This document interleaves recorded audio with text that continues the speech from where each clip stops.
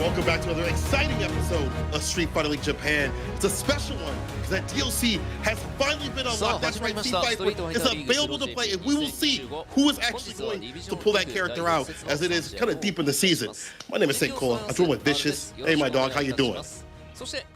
I'm good chilling, man. Really excited to see whether or not some of these players pull out the Sea Viper, and also glad to see Anu and Hamiko on the big desk. I know these guys have been grinding out a lot of Sea Viper lately. I've been really ecstatic to watch and see how they develop the character. In fact, I've been watching Hamiko play in that rank, and he's got a really unique style towards his approach, at least with that character. So with that in mind, I mean, like, she's been in like the center of focus for these last couple of days, and for good reason, right? She's mad fun. I think she's got the utmost potential to reach within the top of the meta, but it's just a matter of whether or not these characters or these players are going to be picking that character. With that in mind, we're talking about our current matchup. We've got Reject versus Zeta Division, Varrel versus Fukushima IBUSHIGIN, and then DetonatioN FocusMe going up against HIROSHIMA Team IKSA. I'll get back at the history of these matches. It's been like 30 to 10s. We'll see if we can see something different on the board. It's going to be a hard struggle, I think, for some of these players in terms of who they're fighting. So the character matchups as well, but I think it's going to equal something super exciting.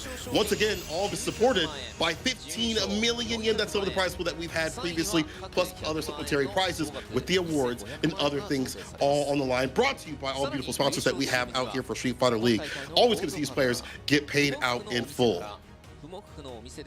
You know, it's been a really fun time to see a lot of these sponsors come in to support a lot of the players, and also specifically Street Fighter League Japan in general, consistently throwing it down to support not only the players, but the community itself, right? It's been a really big rallying point for a lot of the fans to see like some of the players work so hard and strive towards something so great. It's not even just the monetary value, right? But it's also being called the prestigious champions of Japan for this season, and also being hoisted up to play off against the other champions of Street Fighter League Europe as well, and Street Fighter League US.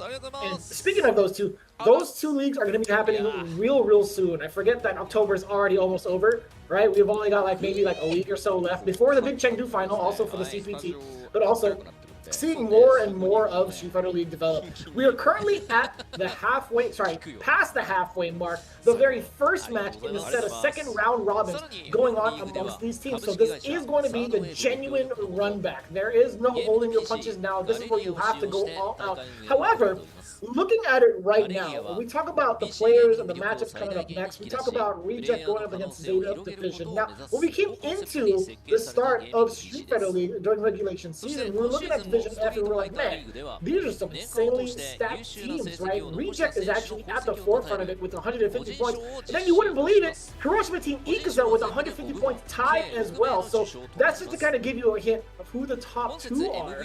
But as for now, we also have to talk about the awards, the big incentives that go into all of the season to reward our players for doing the most, right? We have obviously the Grand Finals MVP, one player from each Grand Finals team, Division MVP, Rookie of the Year, Drive Gauge Efficiency Award, as well as our most favorite and cherished, the Drive Impact Award. And each of these awards grant 50k yen each to the recipients.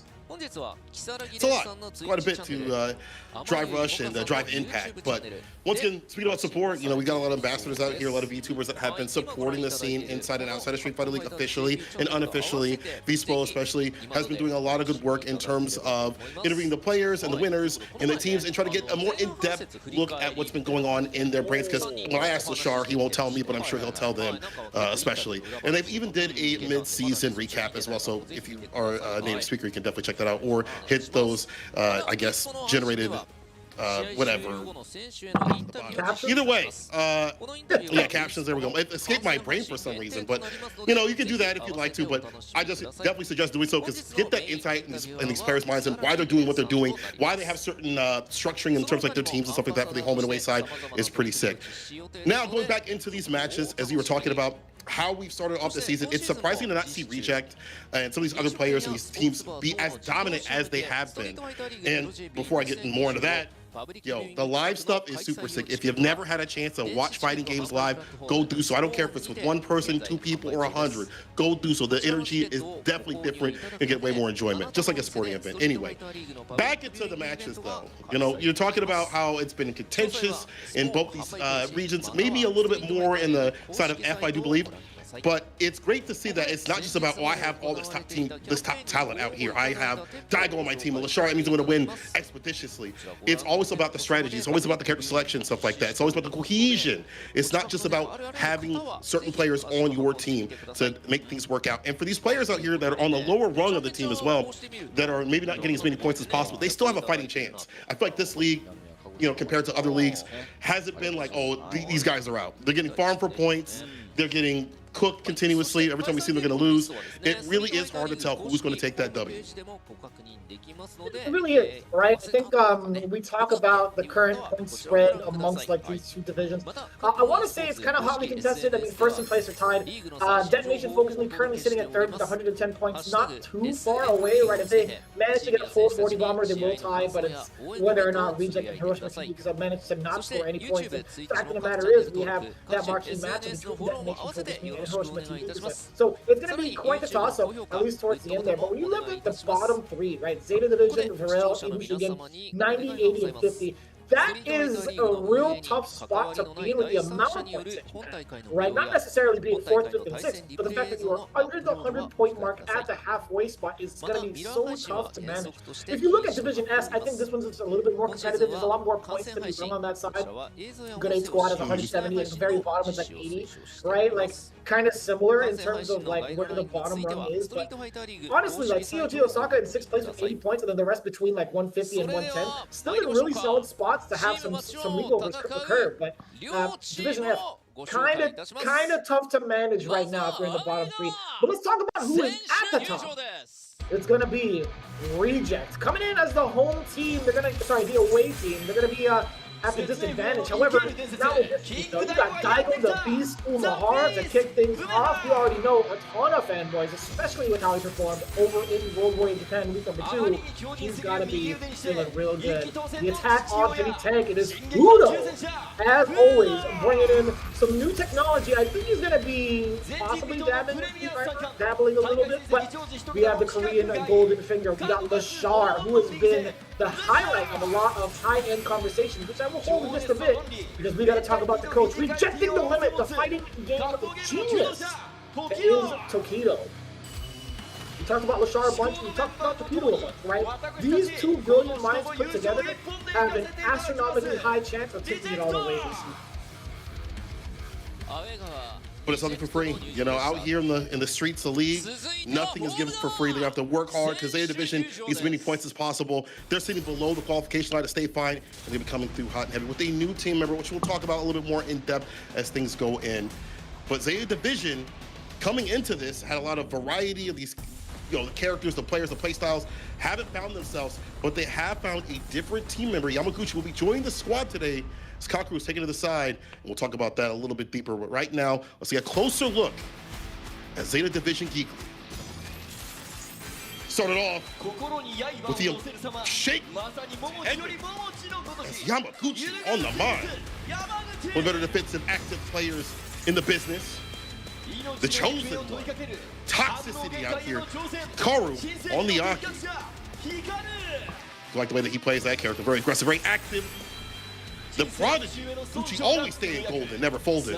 That man has one of the golden guiles in the business and is still sticking with the character and still making the magic happen. In fact, having a significant win recently, and all led by the silent ninja Blade himself, Momochi, leading the charge with that Ed. We'll see how they pick and prod these other players that they have to fight. We'll see if we get to see some Ed-on-Ed matchups or some mirror matches. But as mentioned, Yamaguchi will be stepping in for Kakeru. Unfortunately, Kakeru is taking leave from Street Fighter League and possibly competition. We wish him nothing but the best and wish him well and wish to see him come back. But if not, his legacy will always be solidified in this game. Yeah, I don't think the current trend of Street Fighter would have been where it's at without the utilization of Kakeru's playstyle, right? Taking a moment to kind of like fully harness and accept and I guess appreciate all of the things that Kakeru had done in such an early state of the game has really been impactful, especially lighting the fire for a lot of the rivals that came through afterwards and really setting the pace in the previous record that he set going into Capcom Cut, and also being our very first EWC winner. So big shout outs to Kakeru. Hopefully everything's okay with him, and I'm sure Zeta Division will be doing their utmost to continue on doing what they're doing, especially with Yamaguchi now taking place for this team and for his spot. But yeah, man, wishing him nothing but the best for sure. Going into the next reject, establishing their current order with Fudo and Daigo in the middle spot with Akuma, Lashar, and so there's going to be a very very familiar formation that we've seen prior. It's the Ed sandwich, is what it is. Yeah, well, Daigo in the between. I like that. Ready to come out and play. Hikaru going to come up first. This is kind of what I figured, and I think Yamaguchi's going to come up after that, and then Momochi maybe to fight that mirror match, possibly, and then Higuchi at the very end to take on that Ken. That's my opinion. We'll see how it goes, but Hikaru coming up makes sense to me. You know, seeing this matchup, I do believe that Broski said it was like kind of even on both sides. You know, the effective range that Ed wants to play at is same with Aki with her light lash. Obviously can't whiff that, but same with him. You don't get that poison applied. But Fudo, man, he is so active. He's ever aggressive. I mean, once he gets to that mid-range point, about 2 characters length or 1.5 characters length, he's always doing something. A fireball, a flicker, a jump in, something like that to harass continuously. But same can be said of Hikaru. So I do like the pace that both these players play. It's going to be kind of similar, obviously with different tools, but similar sort of style. Funny enough, I think somewhere in these last couple of months, Hikaru had picked up another character, like actually 2 different characters to contest up against this matchup specifically. So him seeing, actually, Zeta Division sending him up first to face off against the first Ed is actually quite interesting to see. I wonder if there's like a new development from his side that is way more comfortable than we have previously known him for. I'm not too sure if this matchup in general is something that like Aki wants to go against. I think we've heard like Broski kind of talk about this as well, but there's got to be something different perspectively from Hikaru to want to go first, or at least to have his kind of the team leader send him up first. Yeah, I wonder if it's like a playstyle thing, if it's like, hey, I can keep up with the pace that Fudo wants to play at. Maybe the switch does happen. Maybe he does pull out the Blanca if things do get dicey. I don't know if that's that much better. Probably a little bit better than what he has with Aki. But in a first or two, kind of hard to deal with. In an anchor position, it would make a little bit more sense to have that switch if need be. Coming out with the Aki right off the rip. Again, as you said, there must be something in that playstyle that he's looking for, something that he's a deficit that Fudo has that he's looking for. We are getting the interview from both players, so we'll see maybe if they can talk a little bit about that, or why Hikaru wants to go up first, or maybe it's a matter of just how the matchups are and he didn't want to go anywhere else. But we'll definitely see what Hikaru has to give Fudo and vice versa. But I always love watching Fudo play. He's one of my favorite players. He's been on a big uptrend lately, ever since Blink, even before Blink. Honestly, Topanga League, he's been great. Be able to use multiple characters, with the DJ. We haven't really seen that in League, but it's also in the Ed. But it looks like Fudo said, I was expecting him. I know he watches my CFN. I'm gonna go eat at the Turkish restaurant. So if he's free, tell him I want to go out to eat with him. Oh, nice. That's the nicest thing anyone's ever said before a matchup, that you have to fight against someone. Like, that's... Alright, cool. Kind of like to rehash your point too, I mean, we've seen him perform over at like Blink Respawn, taking that down with both like Ed and DJ, with some really, really significant call-outs, like really heavily based off of some of the reads he had against Momochi. But to kind of flip it onto the other side though, Hikaru has not really done too well this season, right? I don't recall if he's had a W just yet, and if I want to be directly correlating to the matchup itself against Ed specifically, he faced off against Adelie in week number 5 in the anchor spot and fell short. Right, so I'm actually kind of curious to see what's going to be different this time around, and also whether Hikaru could actually secure a convincing win. Right, a lot of these games have come really, really close, but in 3 out of 5 territory, or heck, even some of the matchups he has to face 2 out of 3 in, he hasn't found that W. But off to an aggressive start, right? He uses the OD bubble first, and now catches Fudo in plenty of guest situations thus far. Very early drive impact, taking full advantage of his senior state. Unbelievable. So you want the senior citizen meal? I got you, brother. Crouch, to kick, able to find the opening. Heavy lash right over the meaty. The DP is there to stop him. Back to mid-screen. He whipped, and that's not what you want to do against Ed anywhere on this screen because this man's the outboxer. Stand Pierce in a flicker. Sweep that bubble off the table, of course. As the fireball still followed, will he dash up to right? Can't get some space. Oh. The trade-off. And now under pressure, Hikaru forcing to spend the meter with a parry into the uppercut. Now out of meter, really stuck in a tough spot. Fudo can harass against that life bar so well. Flicker incoming, plus his health. You tried it, and Fudo knew it. The amount of resources and the amount of chip damage on top of that. Fudo stealing back round number 1 of game 1. Hikaru trying to sneak something in there as well. Does get a punish counter, a little mishap from Fudo. So gets himself outside the corner, in a knockdown. You don't really get the throw pressure, but you do get the drive rush throw pressure. Yeah, that's still a real thing. Put some green behind it. I'm trying to dash it with the stand fierce. Nothing doing though. Drive rush jab, flicker, the cancel, cycle blitz. I like how he's trying to watch for him to leave. Yeah, it's tough, right? I mean, like, still managing to get out of the corner. Fudo's not going to be fazed by that at all, right? 2 bars to him. 4 thrown out. He's got full screen control, letting the fast fireballs rock. Hikaru spending a lot of money to try to close this gap. What you got to do, but Fudo's doing such an excellent job of preparing or jumping over. Uh-oh, cruel fade. OD is able to hit him and apply the poison. Slide on in. Not going to use that drive rush. Doesn't need to do so. The super in between the string. Caught him trying to go for the throw. Very well done. The CA should be death. Bow.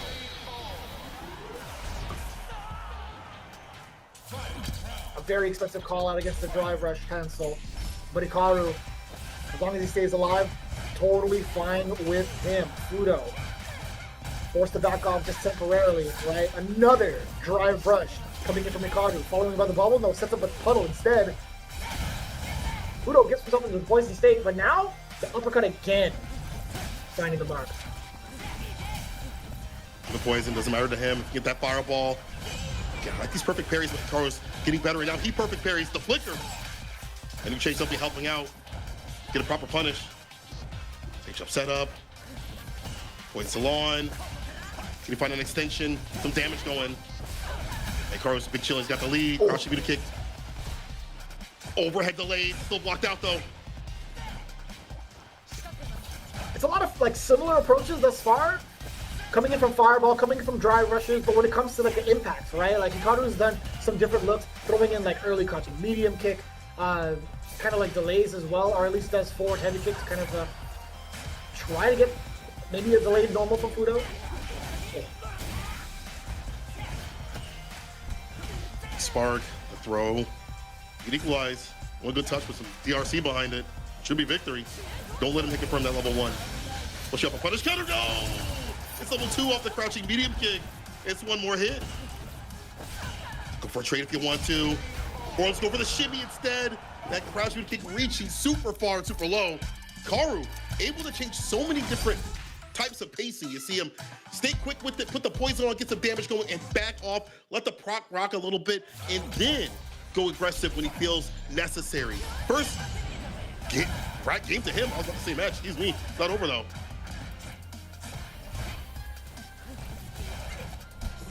Out of there too, and still gets the throw. Punish counter against the escape option. Now looking real dry, real fast. Hikaru is taking this pace a little bit, or actually significantly different in comparison to the last time he's been playing, or at least the last few weeks he's been playing. He's been very much so willing to spend a lot of this drive gauge. Gets him back. Nice, gets a heavy Kickstarter. DI, able for the drive gauge. Woody fireball to wake up to as well.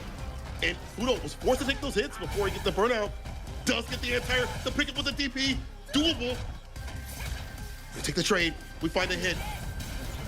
More difficult because you're in burnout. There's level 2. Is it going to hit? It does. Karu. A slight lack of matchup knowledge, at least from Fudo, temporarily, right? From some of the very uncommon nuances coming in from Aki. That was an excellent punish from Hikaru. Making sure to spend that cash when he can. Command grab just way too off the mark, and Fudo actually not able to punish. He wasn't within range. It's punishable. Level 2. Not the biggest conversion. You know what? This is fine. All the corner carry in the world right now. Lacking in defense. All she has is that level 1. Or reversal jab. The Afari works out. Bates with the only DP for free. Famous Fade to get a little bit more corner push, and the snake kicks as it would like that.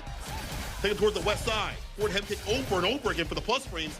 Plus the only fireball turns for another command grab. The neutral jump blows it up. How does he know? How does he know when these command grabs are coming? Oh. Follow up. A lot of chip damage, and the poison's winding down. Level 2 with rebuttal. Fudo, ready to projectile work. Oh. Then, oh, it's actually just enough for that back throw. Wow. I like the sequencing right there. After the flip out, went for the flicker. Very smart stuff. Stay at the offset point. The level 2 saving the day as a defensive tactic. But Hikaru on the offense. Yeah, -4 even the turn. Nasty jump in. That lash has been a continuous thing after he like backs off, and Fudo's finding some pretty decent reads to lead him outside the corner, get some damage, and Hikaru a little bit low on the drive gauge. Stand fierce, has to get hit. You've been a perfect parry, brother. Get the bar backing up. He's out of there. Bit of his fang. Backing away. And a bit of some movement for Fudo. Anti-air actually within time. Crouching heavy kick still far enough. You can tell Hikaru was just trying to maneuver around the stage to get as much real estate behind him. Even while in burnout, still switching shots on the other, going for the jump down heavy punch. What an interruption! Stop on the drive rush. Gotta do it. Man's in burnout. Defense is still there. But the confirm is even better. Fudo! Straight into level 3. He's doing strings. This man, Fudo, like, how does he know against the command grab? How does he know the spacing to be able to confirm at that perfect range? Wow. This man, Fudo, different. They're clean. I really like the aspects of both gameplays from each side, right? Like Fudo still adamant about getting some of these flickers and big confirms. Hikaru also preventing some of these drive rushes from happening from Fudo's side. It's been very, very clean so far. And now back to that aggressive style. Drive rush immediately forward. 2 attempts. Actually, the second one pretty much caught him off guard, but immediately checked with his own drive rush. Again, Fudo actually in a closer spot to actually react to that. Very impressive. Drive rush of his own. An early jab, by the way, to catch a counter. Hikaru, he's been kind of keen and adamant about trying to interrupt these drive rushes, so it's a good idea from Fudo, trying to change up the approach. I'm really enjoying this now. Jump over. Light lash getting him in trouble. Backs up, looking for a drive reversal possibly or something. Sort of button. Yeah, you whip anything, gonna get got. And the perfect parry punish right after with the crouching medium kick gets it that he needs. That distance, easy for the character to do. You see that typically a lot. Perfect parry, crouching medium kick for the follow-ups. It's hard to throw out fireballs in that range. See up the bar, follow up. Set point now for Fudo.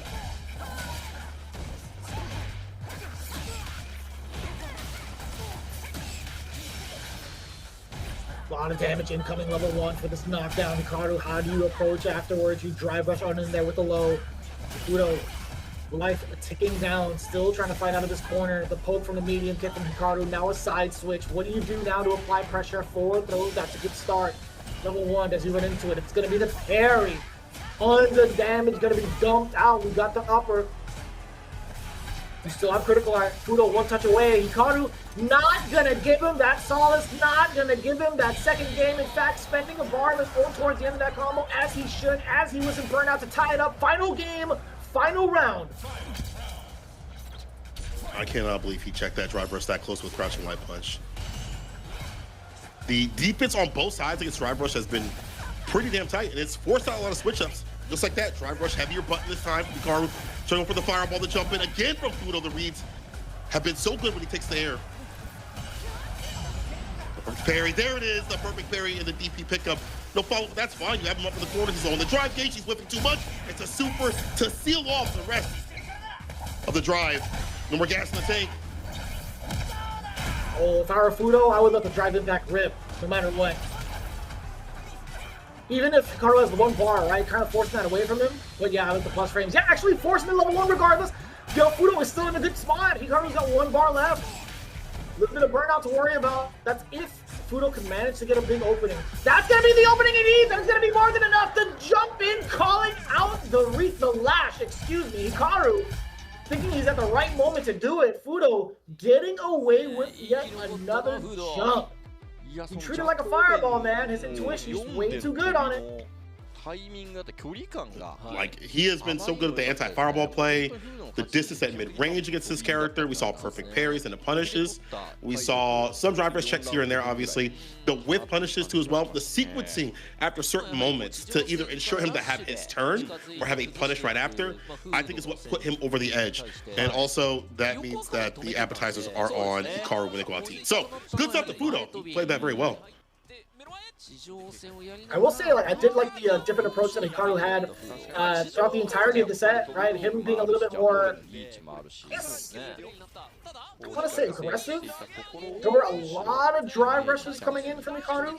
Like, I'm thinking to myself, listen, if you're not going to accumulate any wins, the least you can do is probably go for one of these individual awards, right? Drive gauge efficiency, perhaps, you know, like drive gauge usage, perhaps. I don't know, man, but as much as I like the approach, like when he was forced to pump the brakes, right, in regards to like keeping Fudo in the corner, it didn't last too long, just like that, right? Like in those exact sequences where it's like, all right, well, I want to try to like have this type of maintenance, I want to have this type of corner control against somebody. It just never really worked out. Fudo just picked apart a lot of his offensive sequences and guessed correctly, but also, I don't know if you can really, like, truly react to any of the lashes, right? So, Fudo just having great intuition towards when he should strike, especially in a moment where Aki is the most vulnerable. He's so spot on. Yeah, I like that prediction that he had. You get an understanding. I feel like, you know, Hikaru, maybe he watched the tapes of Fudo, but I don't know what Fudo did on his side of things. I think he went through everything in terms of data. He got the 23andMe, he got the history, the birth certificate, he got everything about Hikaru to get that download complete. Good stuff for Fudo once again. They are going to be leading right now, Reject, I should say, with 10 points so far. Who comes up next? Yamaguchi, I would have to think. Higuchi, really? Because it'd be for Tokido. All right, all right. Interesting. Kuma versus the guy. You know, I don't feel like this is the first time we've really like seen them play against each other either. I gotta double check, but I'll probably check that out later. But Higuchi coming up next on the docket. I wasn't too sure if that was gonna be the case. I want to see what their order was before when they have to face off against each other. So Higuchi had to face off against Fudo in their first interaction. He got smoked 0-2. Daigo actually didn't play in week 1. He was good chilling, so he was just like kind of hanging out. But yeah, this is like actually a rough patch right now for Zeta Division in terms of trying to get this lick back. But yeah, so I swear I've seen Daigo and Higuchi play not too long ago. I just can't remember what event it was. And it definitely was not World Warrior either. But either way, I think Akuma does relatively well in this matchup, personally. I think he's got enough to kind of contest against the fireballs. I mean, like most Shotos do. I think he's able to score a lot of these like big whiff punishes against like Guile's normals to contest. So I'm not too sure actually what the decision is bringing in Higuchi versus Daigo. It's difficult to anti this character continuously. Flash kick is obviously a great option, but sometimes, depending on the angle, the demon flip can go over it. Dive kick deletes crouch fierce, so if they try to go for that anti-air, usually dive kick can work out better. And having that like light fireball like right off the ground, if they try to go for crouch fierce or stampede kick, that's going to collect that off and get some damage. So like it is a weird proposition, but Higuchi is a lap rat, so maybe he's found something against Daigo. But I do agree. I think Akuma does pretty well against this matchup. I think a lot of Gal players do not like fighting this, so it's kind of odd to see him come up and kind of go out for the tussle. Daigo says this is a matchup I was waiting for. So even for Daigo, he was like, "Hey man, I love this." Look at his lips. Put his bib, he's ready to feast on some Guile. If there's somebody that understands the projectile game and how to play against Guile and how Guile works, it's going to be Daigo. In fact, Daigo helped teach Higuchi for years upon years in 5, so It's going to be a little bit of data right there from the history. It's kind of rough too. One of the first things I do kind of look for in like the Guile matchup personally is seeing whether or not they're maintaining down charge.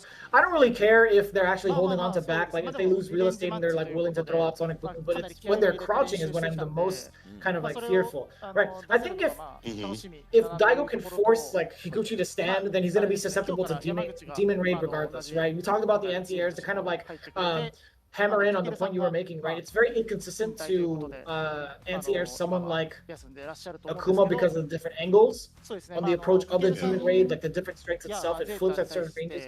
And then when it comes to like actual dive kick, right, light, medium, heavy, there's 3 different angles you could approach it. And just overall the timing of it, right? It's not even just like the spacing, but it's the timing of when he utilizes the follow-ups to Demon Raid is what really is going to be a huge burden against any Guile player if they're not maintaining their flash kick charge, right? So I kind of want to know like what happens on the ground game. It's kind of rehash it again. Fireballs are great from the side of Akuma, very, very fast, right? Being able to charge it too is also a pretty big deal if you give them more space. So you're kind of forced to use like higher strength projectiles as Guiles to prevent him from doing so, or at least modify it, reset the timing.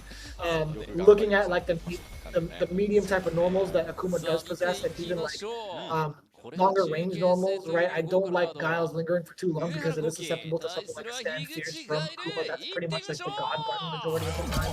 But even so, like, I just like his overall kit against Guiles, right? You already see Higuchi kind of moving back and forth, right? He's really trying to figure out when he wants to throw some of these booms or when he wants to kind of like start swinging, right? Daigo throwing out like regular fireballs against the cross is mad funky, by the way. Yeah. Oh, see, right there. Light fireball, collecting against the crouch Fierce, blowing that up easily. Daigo's ready. 4 Fierce to plus frames. Did not take the full combo to open the corner. It's a drive reversal, but that's going to be punished. Oh, yeah, flash kick in there, meaty boom. No, we take the space instead. I like that. Get yourself further outside that corner, away from the effective range where there's going to be more combo damage from this character. Oh, the Fang catching him across the neck. Level 1. A lot of free damage being given from the side of Daigo, right? Really early on. Akuma cannot gamble like that, right? He doesn't have that many chips. He doesn't have enough financing to him. He doesn't even have a house to even like back his gambling with, right? So it's been very interesting to see these kind of decisions coming in from Daigo. Yo, Daigo, careful now. I'm going to financially recover from what's happening. ODP, big bet right there. Might have died for it, but you know what? Stay solid. And this time Higuchi doesn't try to go for like a crouch fierce anti-air. Just hold back a little bit. We'll take a little bit of fireball here and there. Now you see a lot of blade, a lot of sonic booms. Flat kick, able to hold the charge. Get that anti-air on the counter combo. Level 1 not even necessary. It's 9k health. It's Higuchi, who is well versed in this matchup. And honestly, there's also some risky things, as you mentioned, from Daigo that he's doing, taking some big gambles that I'm surprised to see. More OD fireball might be better from Daigo. He did have the 4 Fierce off the drive rush for the plus range. He didn't continue the combo. See what happens now. Okay. Higuchi was just firing away with no medium kick, and Daigo was not even anywhere near trying to whiff punish it, unfortunately. Timing-wise and also distance. It's been really kind of rough to see Daigo try to, like, gather himself in this matchup specifically. Higuchi feels like he's been in the utmost control so far. There we go. Finally a whip punish against that crouching kick, as you mentioned. Back in the door with those jabs. It's with the fireball. He's backing away from the upside down kicks. The flash kick is going to land against the fireball. Overhead blocked out this time. Careful the drop gauge, Daigo. Reset overhead. Walk up throwing the parry. One more touch. OD fireball. Back Fierce. About to be a chip. That's going to be it. Set point. Higuchi. I'll never doubt you again, Golden Child. Round start. The bullet, the magnum to the dome. Does not give a damn. No, Higuchi is in full control of this matchup right now. Daigo is just looking star-studded. Okay, and not a single punish in sight. What has happened? This isn't the Daigo we know from week 2. My man got 2nd place in Japan and he's not able to whip punish right now. Something's off. Okay, you stay medium, hello plus off of that. Conversion, kick, Tatsu for the knockdown to maximize the damage. This time backs off a little bit. Hit with the crouching medium kick again. Back throw. She has been tagging him so many times on that low. Overhead again. This man is an overhead orator. Oh yeah, it's over. Level 3, the pop off. Doing it for Kakaru. He said, let me make sure. It's a done deal. I can tell you that right now. 9K health, last cannon. If that damage is landed, it's over. Shattered. He's gotten away with like 100% overheads. Am I wrong in assessing that, or am I wrong in counting that? Was it like 100% record on these overheads? I don't even know if he tried to do it early and if he blocked. But like, fact of the matter is, these overheads were carrying. These overheads were absolutely skyrocketing in terms of success rate the more Higuchi used it. It's actually kind of wild to see it all happen, right? Boom, right there. Very early on in game one. In round one, I should say, Daigo was just not prepared. It's not even for the match. Dude, the medium punch, the forward medium punch hit while Akuma was standing. That's how godlike Higuchi was with that. Did you see that? It caught his, like, oh my lord. Every single replay, I don't mean to clap because it's gonna make my microphone and audio shatter. Every single time that he's gone with the overhead, it was highlighted. And it always led to a serious situation where it could have led to lethal for the next interaction. That was mad free for Higuchi. I don't care how you guys say it. Like, I'm a big fan of Daigo myself, but that was a wash. That was a wiggity wash. Really good stuff from Higuchi. I think those lows kind of told him that he could do that. Like, after, like, see that crash shooter kick, like, whip punish, and it was, you saw so many counters from Daigo, like, he could not, like, walk around. He was like, okay, I've solidified that I have these lows, and I can switch it up with the overheads to make even more pressure come through. 2 games straight on Daigo. Zeta showing out right now, finally. At least, you know, in this match. Comes down to this, the final one, who goes up against Lashar. I'd like to see a mirror match, a run back from what happened last time. We might see Yamaguchi come up too as well. We might see him come up in the anchor position. More games to play might help him out to get warmed up for the second part of the season. It's going to be Momochi. Right off the rip, the run back.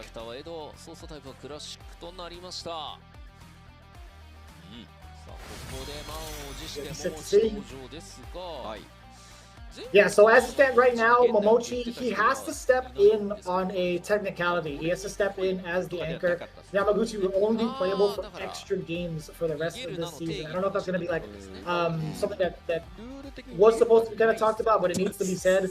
You won't be necessarily seeing Yamaguchi step up to the plate for any of the other matches due to the current format and regulation and rules and regulation, I should say, for this part of the season, as Yamaguchi is the one stepping in for Kakeru, unfortunately. I think it'll be a really good extra if it does need to come down to it, like at a different time. So, you know, that is unfortunate, but I don't think that's a bad person to have as your extra for your first of 2. But back to this matchup, you know, last time they played, this is the match that got Lashar tight. Like, this is the one because he stepped up and he got beat down by Momochi's Ed. But I feel like this happens a little bit for Lashar, or for all the Ed players. They kind of cycle through who wins and who loses. Like, Fudo will beat Momochi, then Momochi will beat Lashar, then Lashar will beat Fudo, and it goes back and forth. It feels like after like EWC and some of the CPTs and things like that. And this is something that Lashar was like upset about. We heard it in previous interviews where he was like, I never want to lose again. You know, this is a loss that kind of set me off. I'm curious to see what the adjustments are going to be, because that was the first of 2, and this is going to be a little bit longer of a set. Will there be a switch for characters if things go bad? Will he be able to rock it out with the Ed? Mirror match is definitely different, player to player, a little bit more. You both have the same tools, same distance, kind of wily, but he's sticking with the Ed to start things out. Taking a look at his overall records, right? Coming in from 3, Jack Lashar has been rocking with Ed a few times, some Terry as well, obviously. Doing great work with him. Yeah, like, he's got a pretty solid even record. Switching between both Ed and Terry. In fact, I think his Terry might have more W's than his Ed in the current standing, in the current record of it all. Yeah, so Lashar in week number 1, his Ed wasn't doing so hot. He actually went 0-2 against Momochi's Ed. So, very good to note that Momochi is going to be the one stepping up. I mean, due to a technicality, I get it. But at the same time, it's like Momochi reserving himself for that final match, for the anchor spot. Makes a lot of sense considering he was able to take him down 0-2. So I like that. I really enjoy this, the fact that they're going for the run back. And you mentioned it too. Even in his interview, he says, I am good at playing the same character match, but I'm not good playing against Momochi. So, I guess it's like a spin on what you were saying, like maybe it really is just a Momochi thing, right?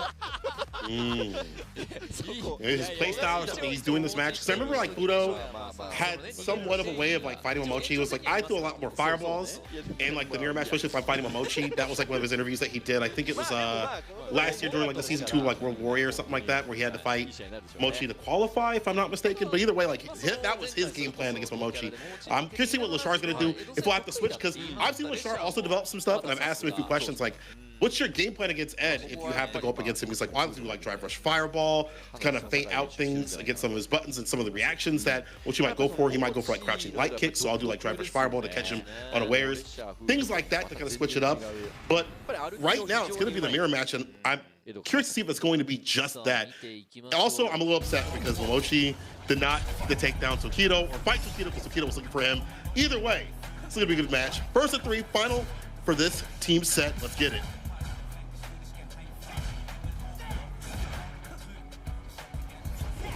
A little ambitious with that forward heavy punch. Coming from the side of Momochi. These are swinging, man. It's so crazy. It felt like they were shadow boxing for a second, right? It was like man in the mirror kind of deal. But Momochi being hit the deficit right now. Does score a counter hit. Nothing too big out of it. Lashar trying to kill rush backwards. Momochi actually has the audacity to even jump at the post of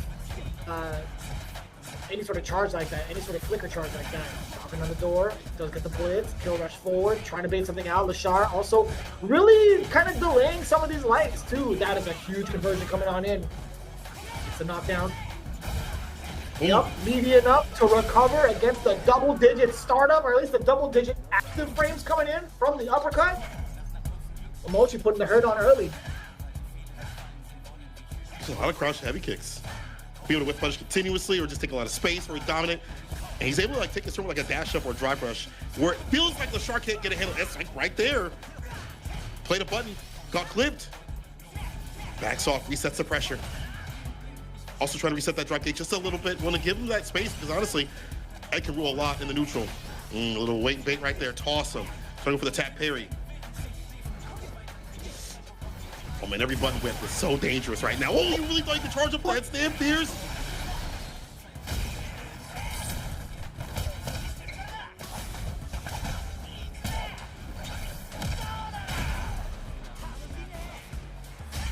He actually held it down like that.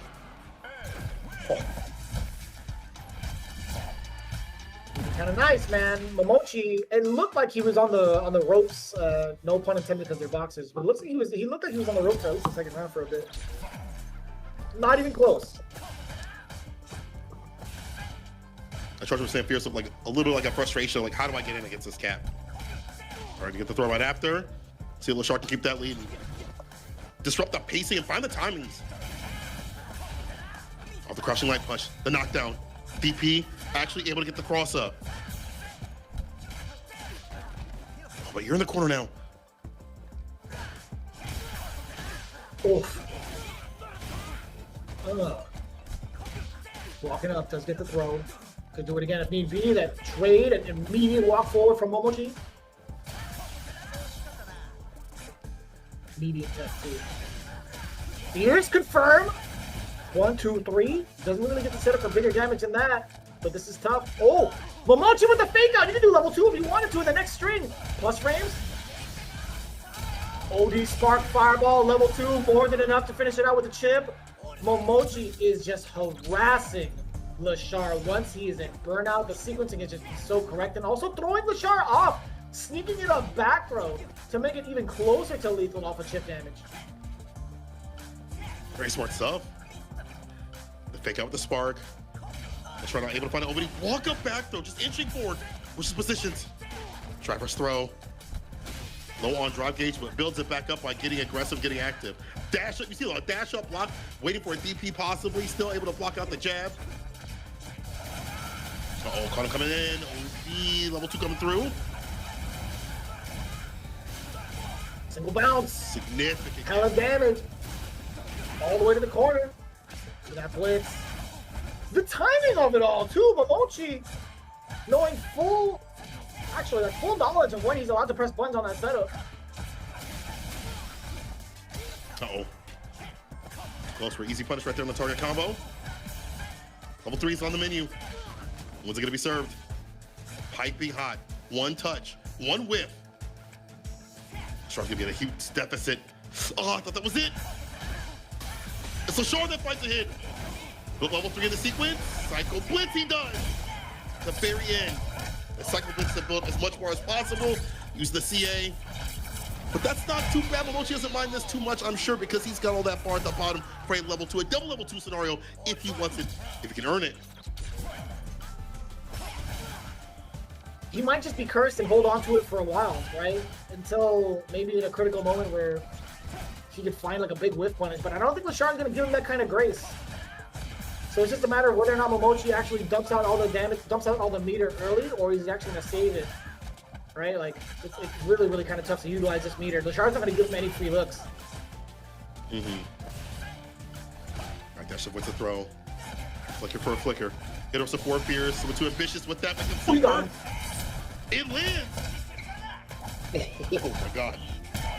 Go with the drive gauge stand. That's an excellent way to spin that meter. That is for sure. Catching LaShar off guard. Very close to burnout. Drive rush on in there. No way. Oh, it's an actual safe jump. LaShar actually thought he was going to go for the empty jump light. Empty jump low. Whatever it may be.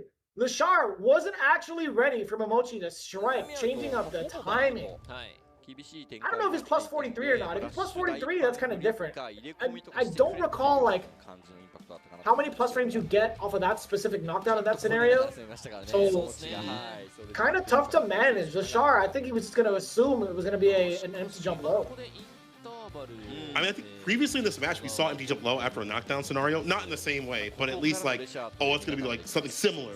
But even just being at the precipice in the back for the DI right after, I feel like LaShar is a little bit lost for what's going on in general. The timings have been ridiculous. And I think part of this is LaShar winning so much that people are hardcore studying what he is doing, as they would any player that's winning. But LaShar has been the one to think about in terms of who is playing the game, playing the meta at the top spot for the longest. So in terms of like the timings, the rebuttals, what to do, I feel like that put the target on his back for Momochi to get even more data, even more damage going. I mean, even in the interview, Mochi said something like, I'll beat LaShar to show him I'm the better LaShar, which is a crazy thing to say. He said, I'm the shark, all right? I'm the one, the Megalodon that swims in these waters. But the timings, again, as we keep mentioning, have been so ambiguous, it's hard for LaShar to know what's coming next. As you mentioned, the back throw into the chip scenario instead of going for a chip scenario immediately right after. Things like that are like, how, like why? The timings with some of these heavies too as well, some of these ranges. Taking his turn when it's not his, but using the distance and knowing some of these slower buttons from Ed might not interrupt as well or as often. And taking that right in the momentum, Momochi is just different in this matchup. Damn, yeah, that's true. That is kind of true. It's been a different type of like pacing set right now for Momochi, right? But still, seeing him go up 2-0 against LaShar, that is kind of wild. That is in quick fashion too, something we're not really used to. Well, last time we saw LaShar, maybe not as quick as this. Maybe not as quick as this or as dominant as this. I think it was against Yanai that he was getting cooked, and then he brought it back from the brink. He has a little timeout with his team. However, this looks different. This is not like, oh, it's a Bison matchup. I should be doing this. It is this is Momochi. What do I do against him in particular? That's a way different thing. A matchup is easier to understand in terms of what you have to do and like lab out. Like, oh, I can counter this with this, or I can change this up or whatever. And in these moments, I can take advantage of their weaknesses. This character to character, that doesn't really exist as much here. It's all about the tendencies of the player. So hopefully they can give him some data on what Momochi wants to do, because Momochi is, he is putting my son in timeout. I think he might ground him for a week. He's gonna have to wait. Actually, maybe 2 weeks technically, right? Because we have the Chengdu Major coming up next week, right? Oh, yeah, that's true. All right, the switch. Yeah, but the Terry switch, that's the big one, right? That's the one that's been bringing in all the money for him, at least for events and also for Street Fighter League, right? He has a much stronger record with Terry than he does with Ed so far. So those fireballs work out. We have the same range as Ed. Let's get the whip punish against the Stand Fears. Almost caught him, but luckily it wasn't punish counter back throw. Just a normal back throw. Up in the corner is not where you want to be. Try to get that back throw on his side of things. Still gonna land it. Still hungry for it.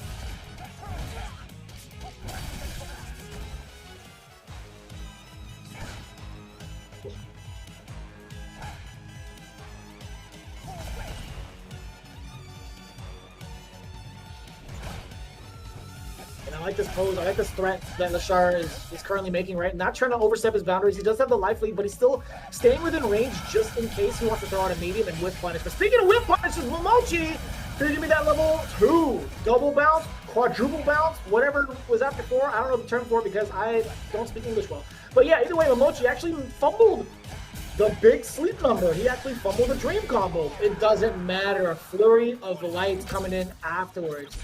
And even Momochi, he's like smiling, he's like laughing, he's like, yeah, I might have messed that one up. My bad, guys. I still got it though. See, there it is, drive rush fireball, but Momochi's prepared for it. He perfect parried, he gets the follow-up, he's watched the tapes. Oh no, he saw the conversation I was talking to Lashar with. Oh, you gotta be kidding me. Power fireball, trying to interrupt from this rhythm. Momochi undeterred. Forward throw, dash up, take some space. Quick burn, but no follow-up right after from Momochi. Maybe too far out to punish.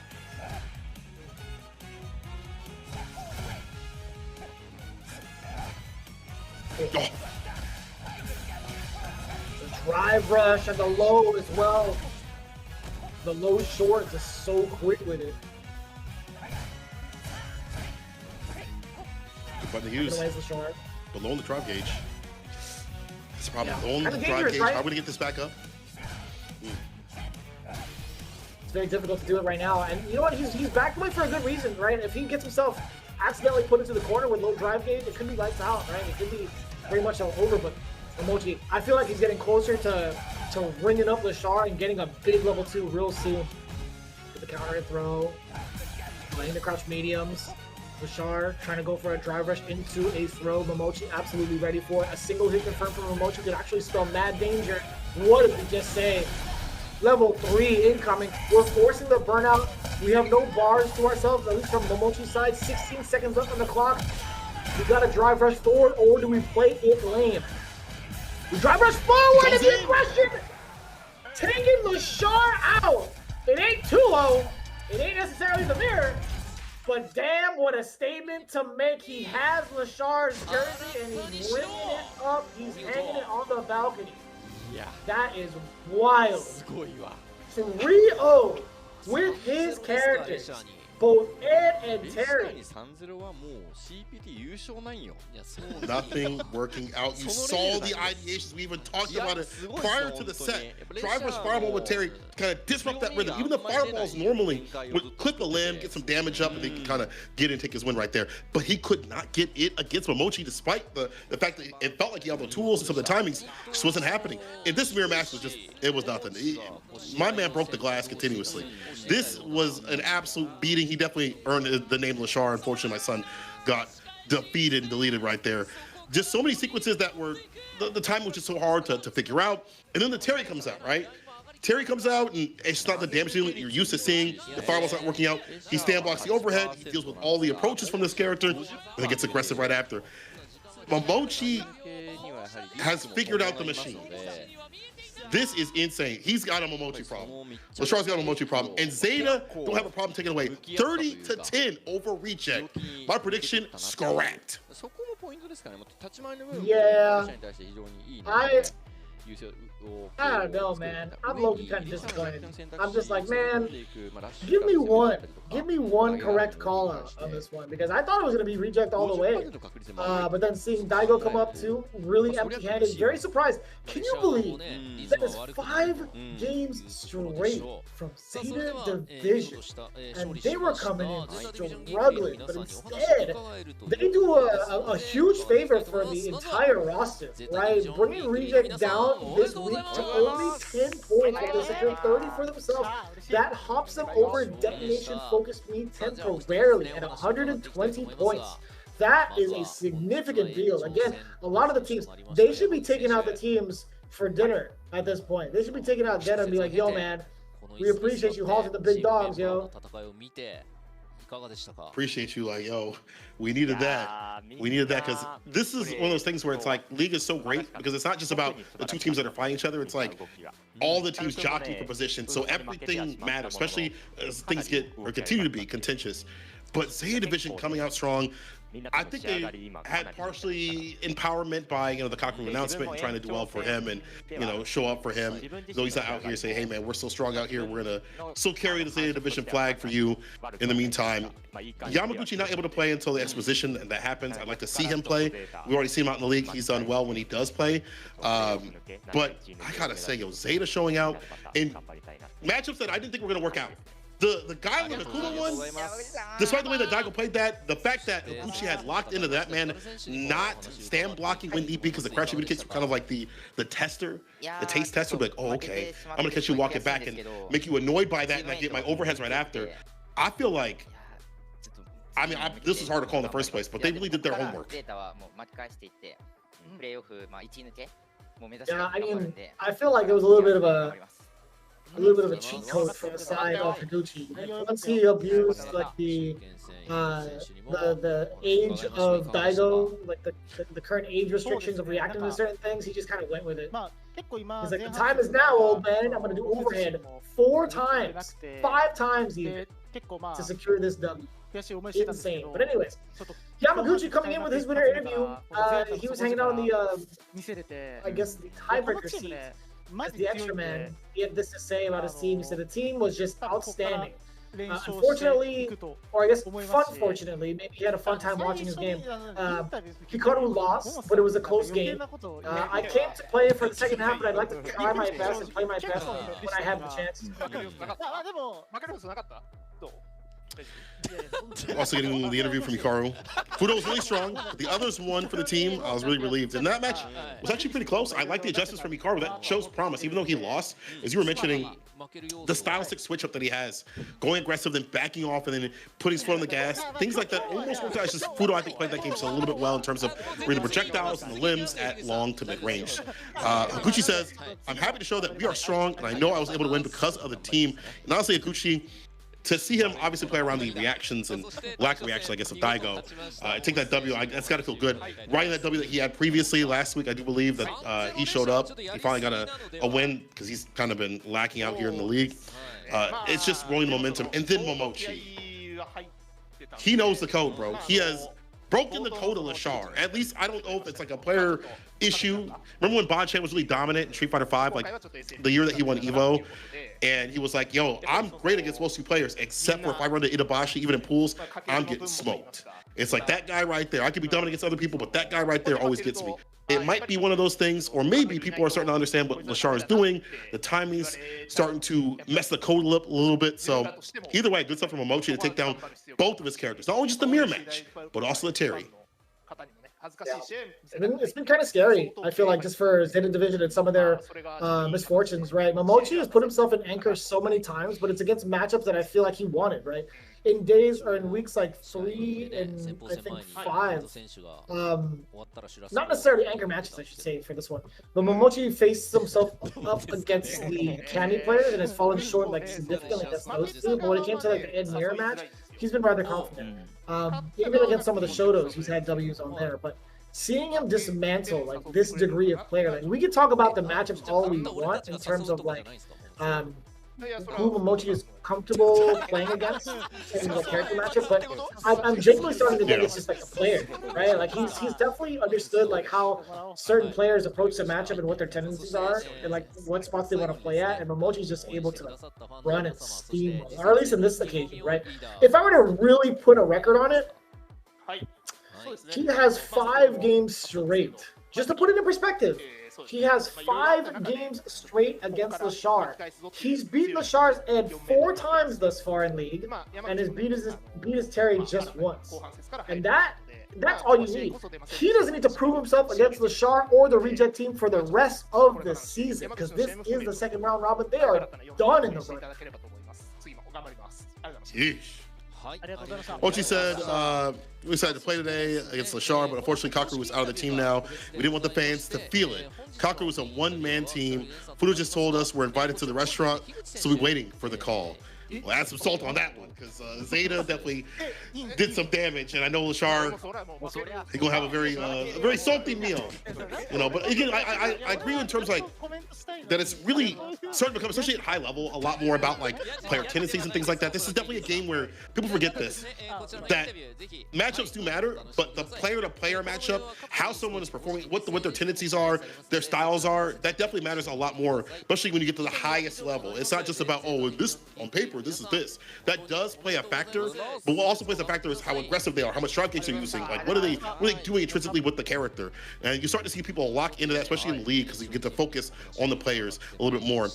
Also, so start of that second half, we had a lot of trouble in the first half, so we'll get back everything we lost in the first half. Mochi with a very strong statement to end off his interview. I like that. I mean, there have been a lot of moments where we see teams make that comeback, although it's been rather rough sometimes to like see whether or not teams make it being right under 100 points. But like Zeta Division in a pretty comfortable spot, at least with 90, now shooting up into past the 100 mark. They have 120 points in their game. Not a bad start to the second half, especially against one of the more dominant teams that we can ask for in the league. So very impressive thus far. Looking forward to seeing how they retain this position, retain this momentum going into the next couple of weeks. So it's very uplifting to see it, right? I feel like Zeta Division has had some pretty rough news, even like before the announcement of Kakuru's retirement. But I mean, just overall, not having him able to play was such a big blow to their mental and also just their spirit, right? But I feel like this right now has really uplifted them for this W, and I'm looking forward to it, honestly. And I'm also looking forward to all the other events in Japan where Galeria gets to sponsor and be a part of said events, right? I think they've been doing a great job of supplying their PC setups and PC builds throughout a good majority of the Japanese events, whether it's like a local. I've definitely seen this at the esports high school over in Shibuya. I've definitely seen this at multiple players' houses. You know, I've had the luxury of being able to like stream from one of these bad boys. So again, Galeria doing a fantastic job of providing the Japanese gaming community with like some pretty high-end stuff at a pretty like reasonable price. Good on them once again to be supporting the scene. And I'm not sure what this is. Is this just like a QR code you can scan for the artwork? Let me see what this is. I don't know if production can tell me. It's a campaign going on. Okay, for Laria. All right, so you know, if you're in the area, scan that. If you're in Japan, and check that out. Once again, shouts out to them to support the scene and see the vision of like fighting games and like how important it is to have like a good PC or a good platform just to be able to play on and be like, I don't have to worry about, you know, lag or any sort of input issues, what have you.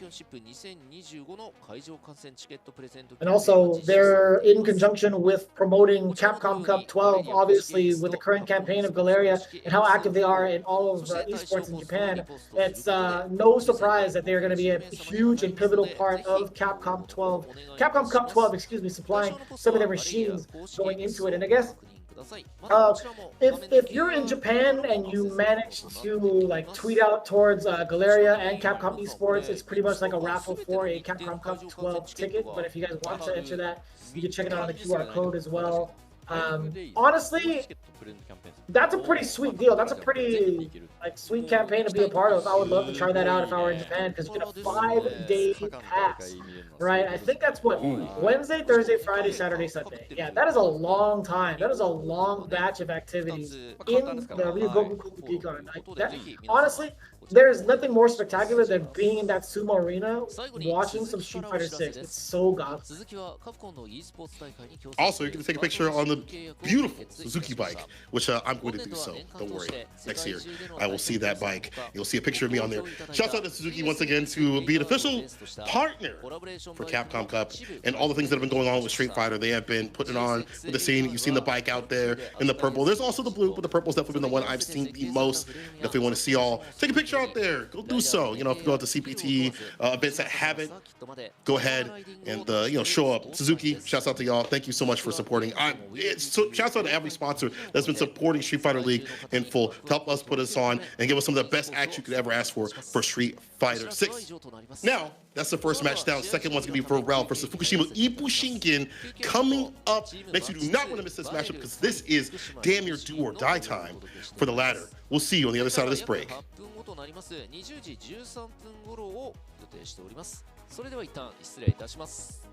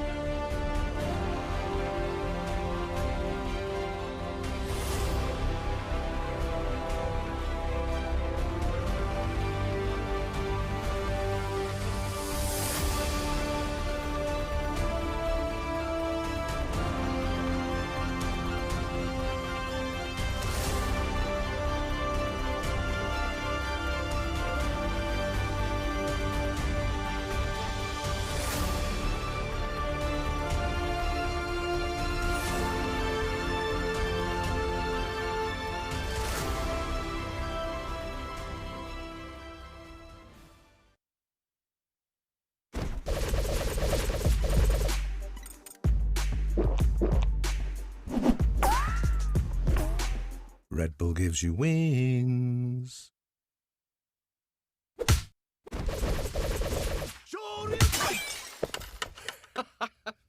Red Bull gives you wings. さあ、やりましょうか。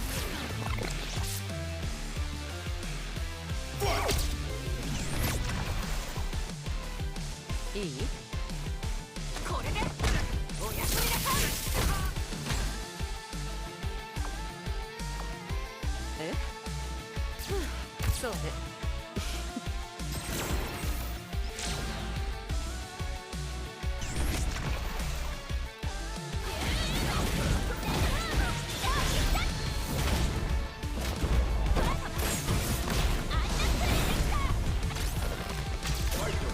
さてと、さっさと片付けましょう。United Kingdom. たく、人使いは荒いわ。Here comes a new challenger. Viper wins.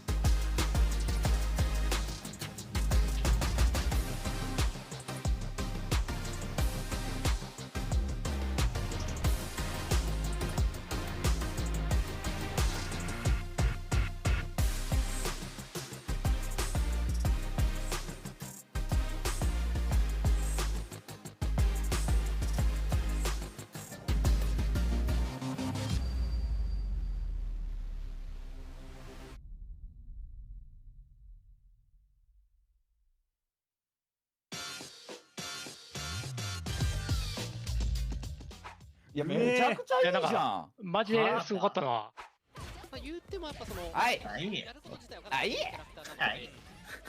からのあいい投げてダメ勝っちゃ勝っちゃせ最強。あナイス。孫さんちょっとあれです。他に。オッケーオッケーいいよ。はい固めて最強最強。最強最強はいオッケー勝っちゃせ非常に強力な固めを関係ないから。勝っちゃせ最強最強。勝っちゃせオッケーナイス。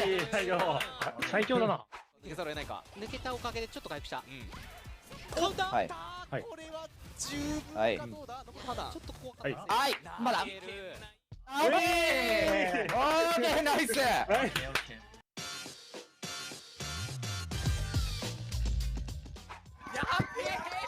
見える状況。ボディサイコ2回ぐらいもはい。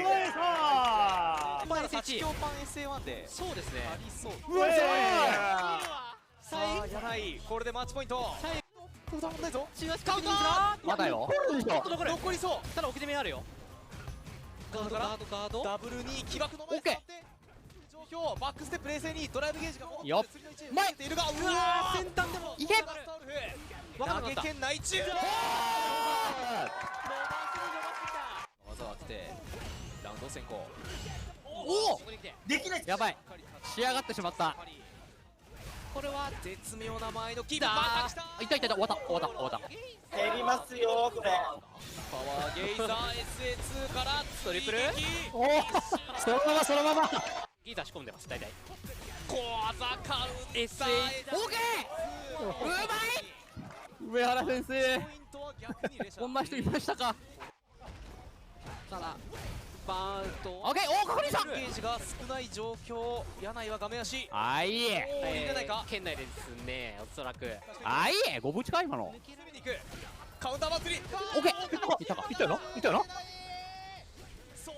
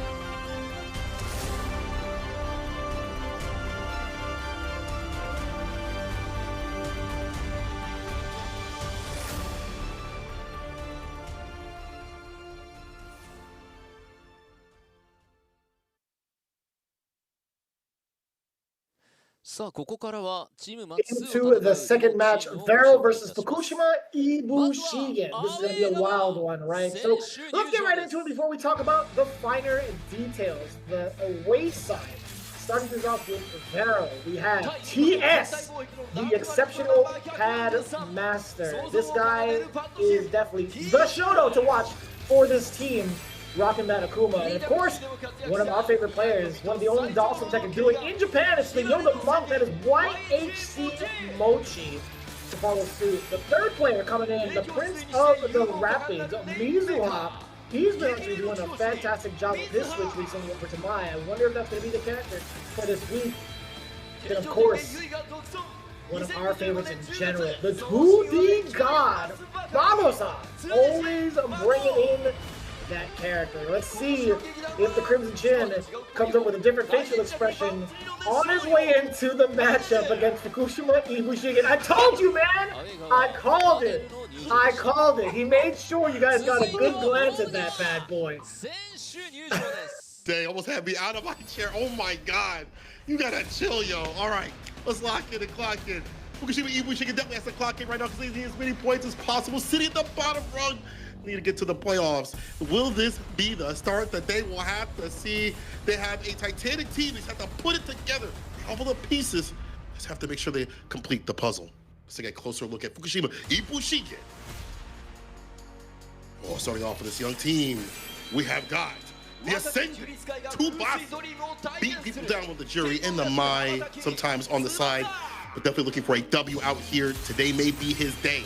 After that, the Fire Master himself, Torimeshi from the heavens, blessing man's with the hands with that sin. See where he is placed and put down the explosive fist that don't miss. It's Johnny on the Mami Masa Marisa or the Manan. We'll see which one he chooses.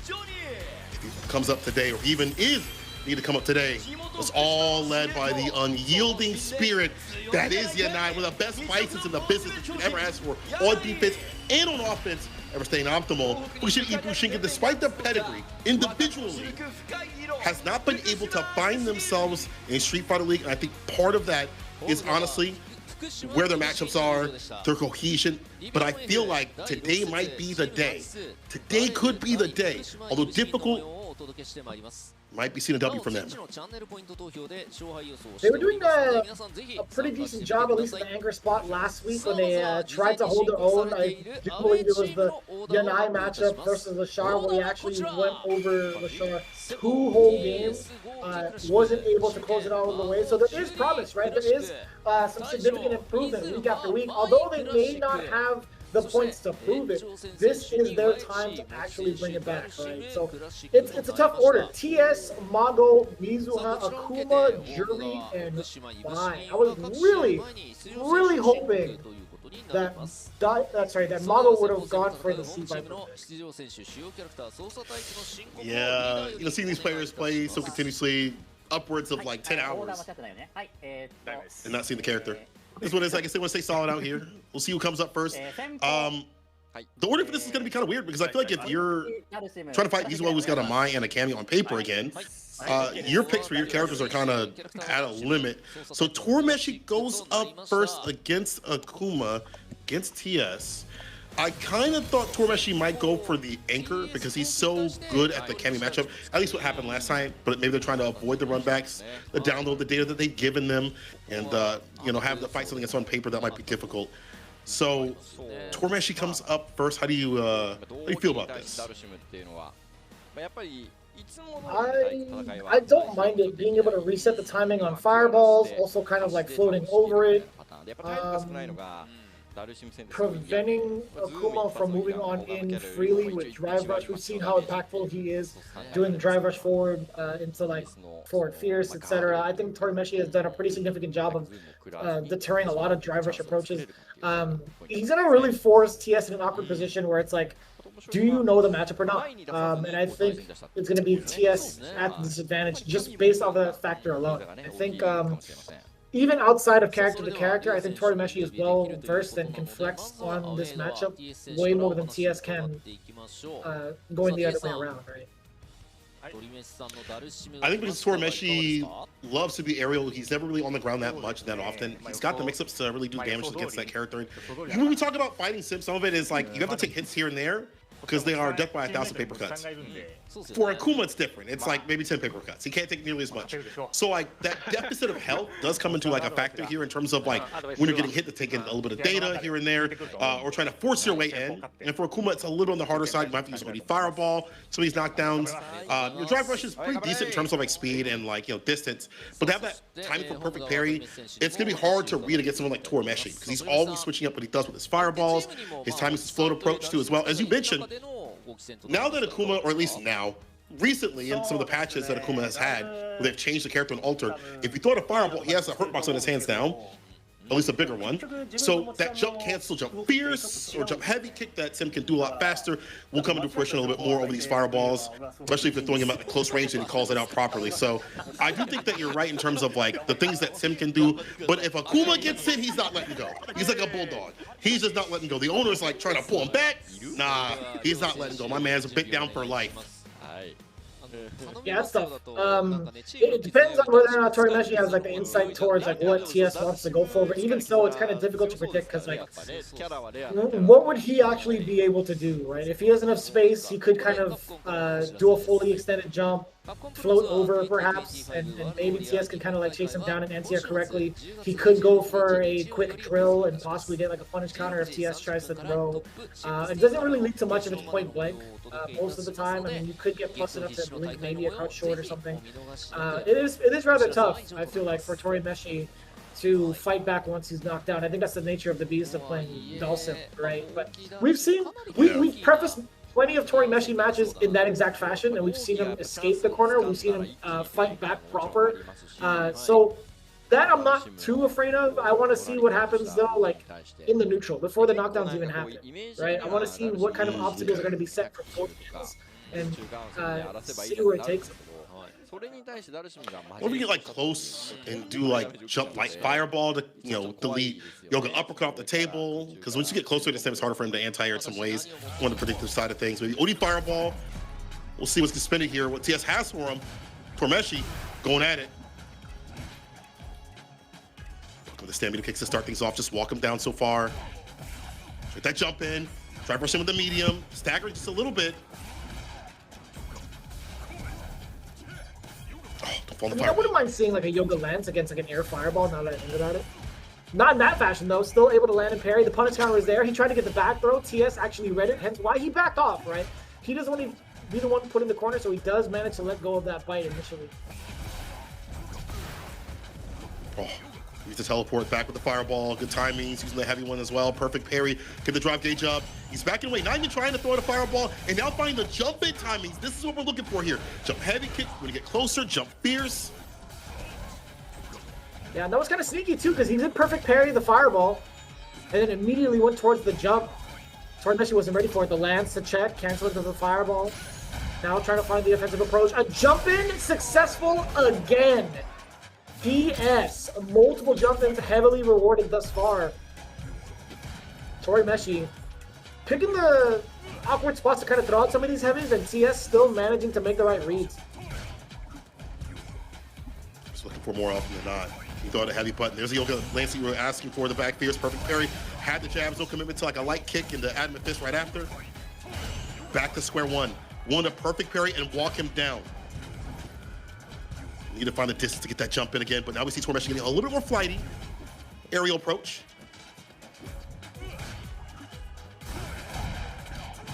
The demon raid. That was actually mad quick. You do get the punish counter back throw though. All of that momentum that could have been TS's way gone down the drain. Torimeshi now trying to control the space within the medium ranges. Ooh, not in time for an anti-air. TS actually couldn't find a fat confirm out of it. Counter hit. Overhead. He's like, you know what? All you old folks are the same. Blessings from above. TS catches him dunking and dunked out the damage. And I like the way that he was still playing, not overextending. He was losing health. He was like, man, if I hit you, I'm going to leave you on a t-shirt. Like, this is how this is going to happen. I'll the spar at the top and the bottom. I got ways to make you drop. All I got to do is find that access point, and it was overhead to start things off and the super to finish it off. If you think about it, all of the approaches that TS has had has come from above, right? All of the high blocks have gone missing. They're on a milk carton right now. Torimeshi has not been able to successfully stop TS from jumping and also to stop him from his approach thus far. But we do like that pick him off of the lance. No longer going for fireball setups, right? He's trying to dump out some damage. That is so tricky. We talked about that float, right? If TS is going to try to snipe him down from the air, he better call it correctly, or else Torimeshi is going to come down swinging with that fierce. Big deficits. You can't really do like OD fireball if you'd like to, OD dive kick as we've seen, try to get that jump in, but Tormeshi's game to win, and he will definitely do what he has to do right there. Like that, get that lead, but I feel like TS kind of extended just a little bit too much. Obviously, it's difficult to not do that. This character makes you very pensive, very agitated. Oh, this is the reason why. Blast knockdown, reset, stand fierce right after. Oh. Buries the fierce. Still checking TS's approach. The lance from downtown, too. You had talked about it. What happens if he tries to go for an instant air fireball? That's your answer. Solved thoroughly. Damn, Torimeshi in complete control. That was the fastest game I've ever seen a Dhalsim player play. He made TS put down his controller. He's like, you are no longer the pad master. Put it down. Master holding L, possibly. Torimeshi evens it out. Now a little bit more of the drive rush when he gets nice and close, but reset once again with the loop-to-loop throw. Some distance. Dive kick. Not hitting the limb. Gets to pick up with a Tatsu here. TS. Try to go for that throw, the back dash. Torimeshi avoiding the OD fireball to cover him and get the side switch.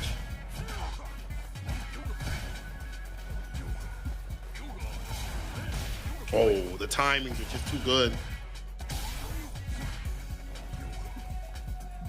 The important tech, but more so for Torimeshi. Wouldn't mind being pushed back that distance. The anti-air gets to float a little bit higher up. TS being able to snipe that, delayed on the standing medium punch off the drive rush, but still punish counter upon punish counter. Torimeshi with a relentless assault. You thought he was gonna be on the back foot? No, sir. Floats plus the drill equals damage and punish counters. I like this. Match point now for Torimeshi. Delayed crouching medium punch. The trade, not too bad. You keep him up in the corner. Like that old end with fist level 2 immediately. For damage or a setup, I mean, Akuma can get both depending on. Dive kick, heavy kick Tatsu. Yeah, we'll look for the damage there. Frame kill throw. 2 interactions. Really one, depending on if he can land something significant off a medium. Back throw, yeah, we jump away though. Knew that was coming through. Chases him in the skies with the jump fierce. Drive rush throw will kill. Final game, final round. Pretty intense. Layering into the offense pretty well is TS.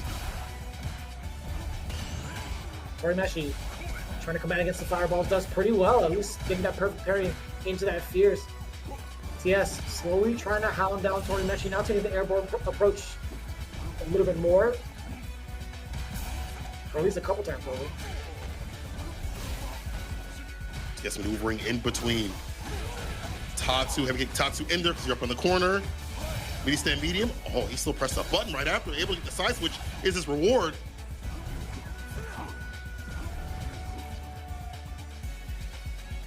Got level 1 in Lance and the up. Oh, I thought he was going to go for the uppercut right there, but luckily he didn't.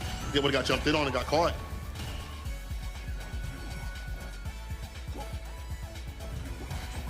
Oh. Yeah, he had to teleport. No! He's gonna drop it. Oh, that is huge. You're gonna build a level 3 off of this. You might actually be able to kill. No way off of that drop. Torimeshi. He went for a couple of lights, probably missed his input for a Yoga Flame afterwards, and immediately got tossed. That is rough. Torimeshi was supposed to be the savior. IBUSHIGIN needed to start the day off right for them. That is mad unfortunate. God, that was his game to win. It was supposed to be. Torimeshi was playing it so right, so often, so continuously. Even things like going for like dive kick, punish counter. I don't have the advantage, or I don't think I have the advantage. I'm not even going to test it. Backdash to avoid the throw and punish it. Like the structuring was so sublime. However, that one drop costed him everything. But TS definitely had some good moments on his side of things. I mean, I think he definitely earned that final game final round, being able to, instead of just like walk up since that approach wasn't working and then kind of throwing himself, which that approach wasn't working either, getting close up to like mid-range so he can drive rush jab and threaten that when he tried to go for a float. Those moments helped to corral Torimeshi down just a little bit more, but man, that is such an unfortunate drop. 10 points, Varrel. Very, very fortunate for Varrel to find Torimeshi dropping a potential game-winning combo with the blast just not coming out. Huge input error. Mago coming up now with the jury. Now, Fukushima IBUSHIGIN has an opportunity to send in maybe Tsubasa for the mirror match, but I'm not too sure how I personally feel about all that. Like, all things considered, Tsubasa has not really found the success this season, being the rookie that he is. But I have a bad feeling Mago's gonna, not Mago, sorry, that Fukushima and Yanai are gonna probably send out Tsubasa. But it's either that or Johnny, right?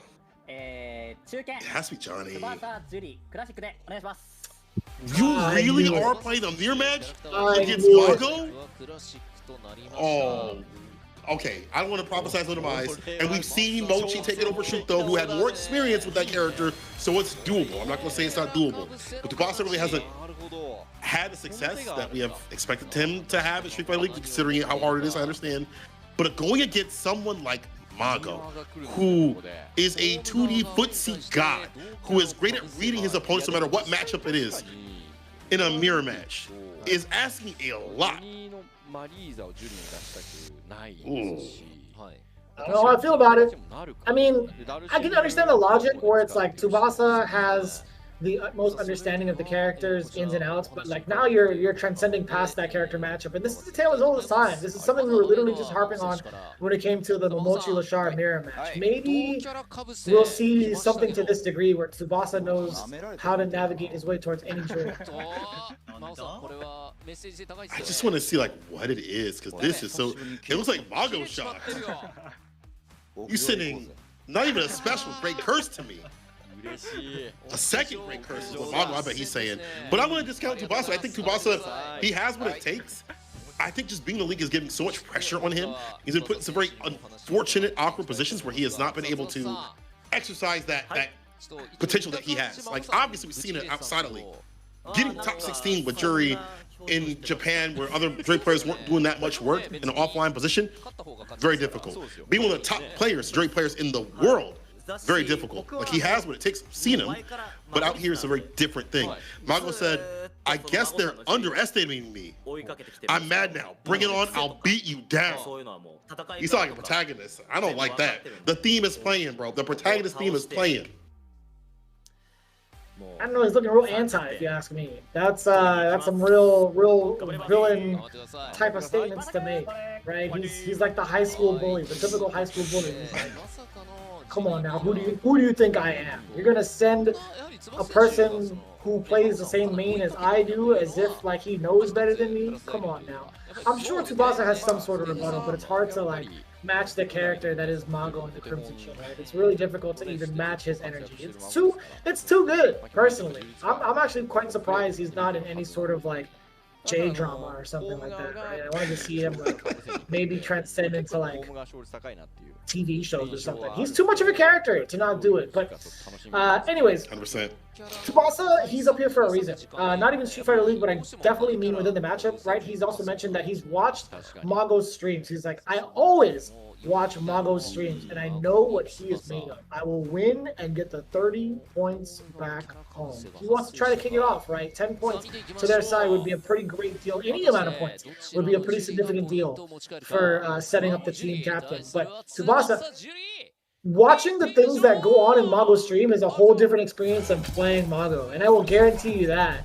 Anytime I'm in Japan, a buddy of mine, different fight, would always put on like Mago streams and he would tell me about it, man. This guy's a goober. He'll do some real funky stuff in rank, or at least in play sessions, but Tsubasa, yeah, he might have found the answer, right? We'll see. Prove it to me, Tsubasa. I want to see it. I want to see a switch up. Mago lacking a drive gauge. Trying to get it back. Stand fierce to the fireball. Stocks up with the Fukushima right after. Both doing well. The low forward stock up once again. Timing's a little bit too short. That's Stand fierce.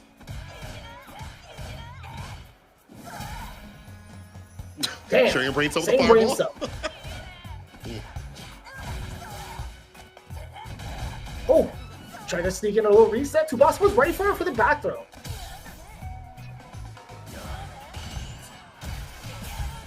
Oh, punish counter. Level 1, gonna save that bar. Walk up throw. Punish counter.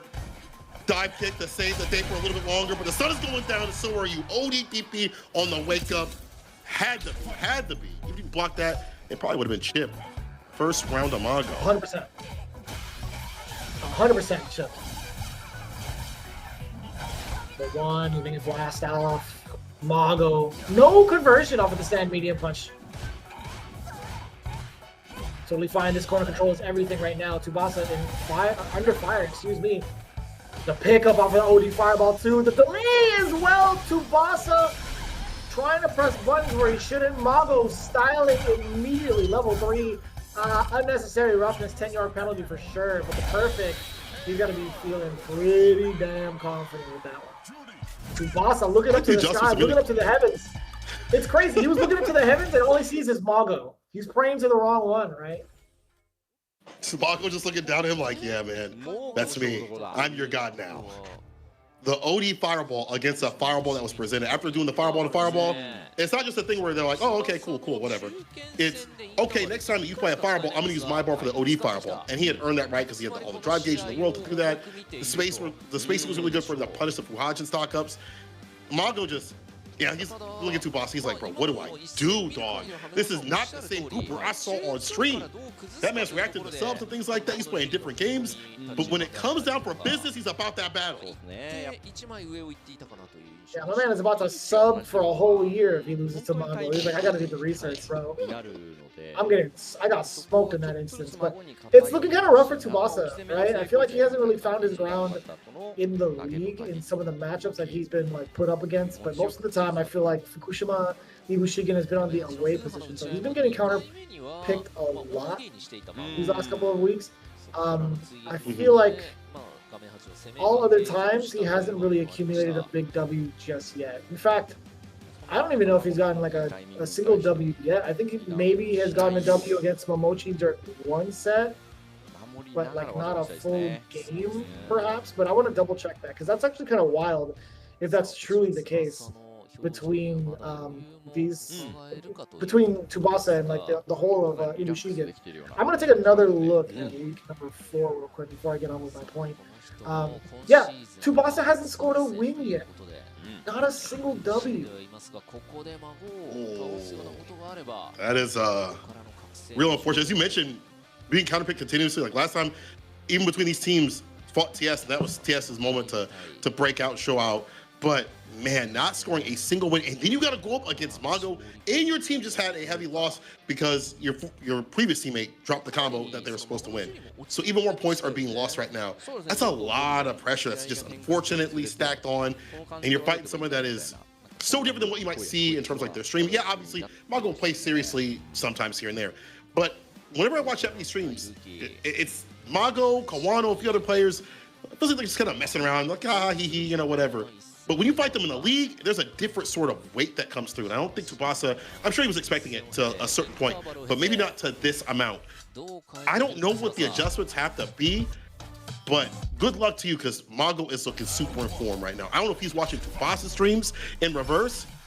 First game to Mongo and see if it goes that way continuously.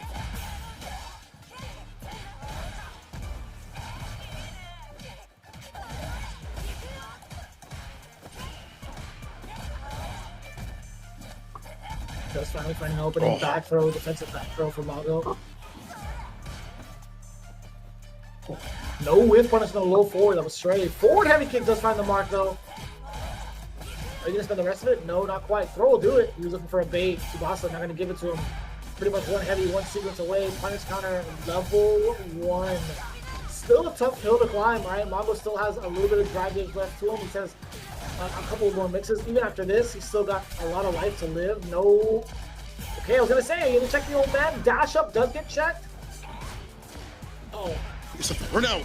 Oh my god, the drops with the pickups are still even better. Oh Lord, I thought he was gonna die. I thought it was gonna be an ODDP bust out. I thought Tsubasa was gonna get cooked. Starts off strong, rides up momentum. Hits it with the pinwheel, drive rushing with the medium, staggering every so often. Hella plus frames, caught him pressing when he shouldn't. Okay, Tsubasa. Overhead. Defeated with that drive reversal.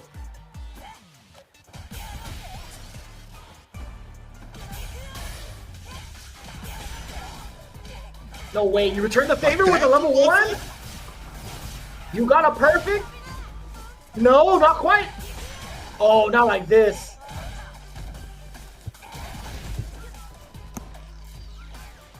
That's the way you lose. On level 1, still get jumped in on.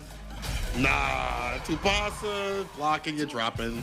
There's no reason to press a button. He's just chilling, he's cooling. Mongo trying to make a really risky read. I mean, at that point, what can you do? You're about to get chipped out. But Tsubasa looking way better. God dang. He drops up in the corner, but strong round starts. Good whip punishes in the corner. That's what we want to see, Tsubasa. All right. Oh, no.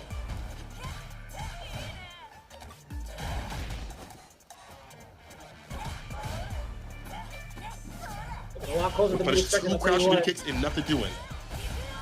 Yeah, that's tough, man. Drive rush on forward, does it go below. Full sequencing now, does get a full house storage, low medium kick again. I don't know why Mongo delayed it. That was actually a hit, wasn't it? Am I crazy? Oh, that was. Switch position, slide to the right. Trying to poke him with the medium. Now the OD fireball. Tsubasa now spending more OD gauge on his side of things, whether it be drive rush or OD fireball. Almost similar to what Mago was doing, to be honest. Time is catching him off guard. Unless the DI again on his wake up. He went for the DI dishes. Are you kidding me? Bro. All of the old guards are going to be shattered by the drive impact, man. Tsubasa just realized it. He had that epiphany. He's like, wait, this guy's old. I can drive impact him, but on wake up, that's just dastardly. Oh, there's no way. You're going to spend the rest of your bar. Tsubasa gets a W. Granted that he doesn't drop the combo, which he does not. The pop-off. Well deserved. Tsubasa was his first W of the season, and it came in the second half against Mago, of all players. And Mago was pissed. Mago looks so upset he's spaghetti. That is a full course meal of disappointment. This guy asked for extra cheese on that bad boy because he got DI'd to death in the first part, and also he got outplayed towards the second part. Tsubasa, yo, Mago! Mago is pissed, dude! Mago is super pissed, and Tsubasa is mad emotional. That's what I'm talking about. Yeah, yo, this is what it's all about. Dude, he's turning red, brother! Oh my god! Mago is actually mad! He's actually upset! My man is turning bright red! God damn! Yo, the babes popping out of his head. He is so angry. He looked like Red Hulk. No Yo, shout out to Tsubasa way. though. Honestly, going into this, we thought Tsubasa was going to get absolutely collapsed. But the things like that wake up DI, the timing, Mago was like, what is this guy doing? And it was all over, all too fast. Tsubasa, definitely well deserved. Finally gets a win and a significant one. It keeps them from getting 40 bomb. Thank God. Oh my Lord, Tsubasa, yo, you proved me a liar and you proved me wrong, but you definitely got more fans from that one. 10-10, it comes out of this. Mizuha, I would have to assume Yanai comes up to fight this one out. It can't be Johnny. はい。大将、柳ベガクラシックでお願いします。はい、対象は柳井選手。 Of course. ベガ操作タイプクラシックとなり Makes ました。 sense. It definitely makes sense. I don't think Yanai has been doing too poorly in the anchor spot. Despite not getting the exact results that he was looking for, I think he had a very, very adequate showing against Lashaw's Terry. When it comes to like the research of it all, I think he's done a fine job of breaking down some of the upper echelon of players that we experienced throughout the CPTs, the ones that are like well-traveled, right? He's taking down Hikaru. He's taking down Hikaru in week number 4. I think he's also kind of just like hung back a little bit in week 3, if I'm not mistaken. He let the other guys rock. Let me see what else. Yanai came through in the tiebreaker in week number 2, so there's definitely that. And then let's see, Yanai. The only time he really got bodied was 0-3 against Mago in week number 1. So I think Yanai by default is the only one like really scoring points like him and Torameshi. Team leader, and I like his defensive tactics, his timing. I feel like it's almost tailor-suited per player, it feels like. And the reward that he gets off is really optimal. The combos that he was doing on the Char when he was winning were ridiculous. He's writing down notes because it was actually ridiculous. But when we talk about players that are improving or really showing out, Mizuha is also one of those. Let me look at his record because I feel like every time I watch him play, usually he's winning. Does he have a winning record so far? Okay, the only person he didn't win against was, I think, Waichimochi. Is that Waichimochi? Let me see. It's the same player that he lost against to. Tormeshi, excuse me. Tormeshi. It was Tormeshi in week 1. Tormeshi that he lost to. Okay, week 1. Other than that, he's been doing really well. It's been mostly Cammy. The last time we saw him play was Mai. I think this is actually a good thing for Mizuha on paper because, once again, you know, just quickly, gracefully talk about matchups. Mai and Bison, not too bad for either side, but if things get dicey, he's got the Cammy. He's been able to route back his playstyle so he's not as risky. He's very aggressive. He'll do like Sprout Arrow in the neutral and things like that. But he's been able to find timings where even people like Tokido weren't able to expect what's going to occur, what's going to happen. And they're like trying to bake things out that never come. So that switch up from his playstyle from previous years is putting people off guard. So I like that he's been able to show different looks no matter what character he plays. So if that does occur where the Mai gets beat, he can pull out the Cammy. And I think Cammy Bison is not that bad for Cammy. All the Bison players were upset when Stan Light Punch got a bigger hurt box on it. not as strong as it used to be, because that was like the way you would like poke and prod and back walk against like dive kick and things like that. I was talking to Hot Dog, he's like, I don't know what we got to do against this character now. Obviously that was during CEO, so like there's some time that's passed. But if someone's gonna have an answer though, Yanai might have it though. So like no matter what character comes up, there's a reason he's up here. I think he'll be prepared either way. Yeah, can't even imagine like what to really like think about when it comes to this matchup specifically. Possibly trying to maintain your charge for cycle pressure against fans. Closing the gap with scissor kick to possibly outreach Mizuha. But I like his counter, folks. Oh, we got the McDonald's? My man went for the promotion. He's got the M on his belt and on the cap. That's crazy. Mick Bison. I want this so bad. That's wild. Mick Bison. Ba-da-ba-ba-ba. OD able to hit the knockdown up in the corner, like the aerial approach, and the face as well. Start the scissor kick. Only go for the back fist. Not gonna spin any DRC right there. Nothing doing. Keep the bar up. He is continuously harassing. Yeah, switch the character. I don't know, man. Dominance. Damn. My man got to make double serving a whoop ass with some shaka shaka fries on the side. That's what I'm talking about. You're not doing a great job to start. Oh, DI to be able to start off the punish. I do like that. Dash up, stay fierce. Kage no Mai. Level 1. That should definitely help out in terms of putting the pressure on him, get him up in the corner. But will that even happen? Scissor kick. Hard for her to punish. She does have lights. If they're close up, they can do the job. But you got to get close up for that to happen. And Yanai still good about measuring out. Able to sweep on out of there. Oh, take that. Yes, his scissor kick pressure seems to be pretty potent in this matchup from what it looks like too. An OD cycle crusher. Oh my god. Can I get that Nick Bison with cheese, please? Delay, scissor kick, able to get the counter hit. Able to combo, but that's not a bad option. Level 1. Kagero no Mai. The bust out again. Oh no, back throw from the corner with low drive gauge. Empty throw, that should get up to kill. Puts him in the trash. Understandable. Understandable. Most people would kind of just opt to go for it, like just kind of like hold their positioning with like parry. The slide coming in. You got the meaties, that's for sure. When McBison's around, he's got all the meaties. Double patty. Oh, if she would stay on the ground, that sweep would have worked out, but that's the problem. She gets to choose what she wants to do. Wake up, stand, light kick, punish, counter, back this ender. Drive rush in. The meaty break of the throw, though.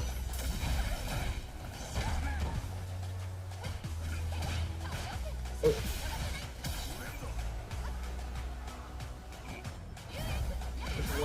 Confirm. Who kind of throwing false signals. That was actually kind of sick. Ready for Yanai's approach immediately afterwards. Enhance my. Yanai, what are you going to do about it? Not charging anything. It's still sneaking it in. Now with a flurry of different blows. Level 3. I like that. The toppings are free for the first time. Playboy. Game 1. Yanai. That's Mizuha off guard. I like the way he plays like in the close range beyond just scissor kick, which obviously he established early. Drive rush couch, light kick, always having bar and meter. In the corner, it's going to be difficult for any character, especially Bison without the bust outs. But I did like him being able to avoid by being like, okay, if I can put the pressure on, put you up in the corner, then back off when I need to a little bit with the stomp, or then, you know, float back a little bit. Just the mix-ups in terms of like where he's at and how he's drive rushing in, what buttons he's playing, and how he's putting inside every so often. Though risky, it's working out to catch some of these walks. Those are working out to put a lot of pressure on Mizuha, and I think we might be seeing a switch. I don't know if I want to call it right like that, but I think personally Mizuha needs to switch. I think Mai is a strong factor, but I think I'd like to see the Kami. I'd like to see more of that movement, those dive kicks, to catch some of these forward momentum things, the scissor kicks, the crouching medium kicks, those pokes, not going for free anymore, and getting aerial with it might help out. Yeah, I feel like aerial characters give Bison a little bit more of a harder time if he's not able to track him down with a hell attack against the jump medium.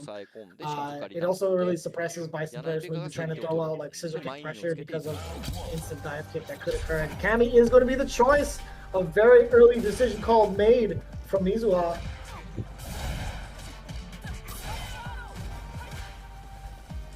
That's what we want to see. Dive kicks continuously. Nice buffer though. Getting the scissor kick, the pressure right after it. Mizuha blocking it out on him.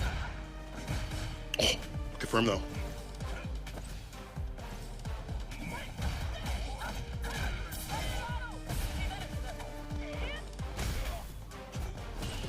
No. Timing on the perfect parry. It's hard to snipe out what Mizuha wants to do on offense. The counter hit is there, turning the needle, Yanai. Opting not to go for a defensive type of style. Immediately swinging with buttons. Give me the rest of that. Bomb has been planted too. An explosion, level 2. Not gonna be enough? Question mark. Barely. Dash up, blocks out, the drive reversal. Excuse me, actually got hit. The trade. I will take that. Any day of the week. I can't believe he dashed Aiming up. around up still. Yeah. My man said Cammy had a mobile order? That's crazy. What are you trying to do, a drive-through? Hold up. Pull to the second window, please. Closed.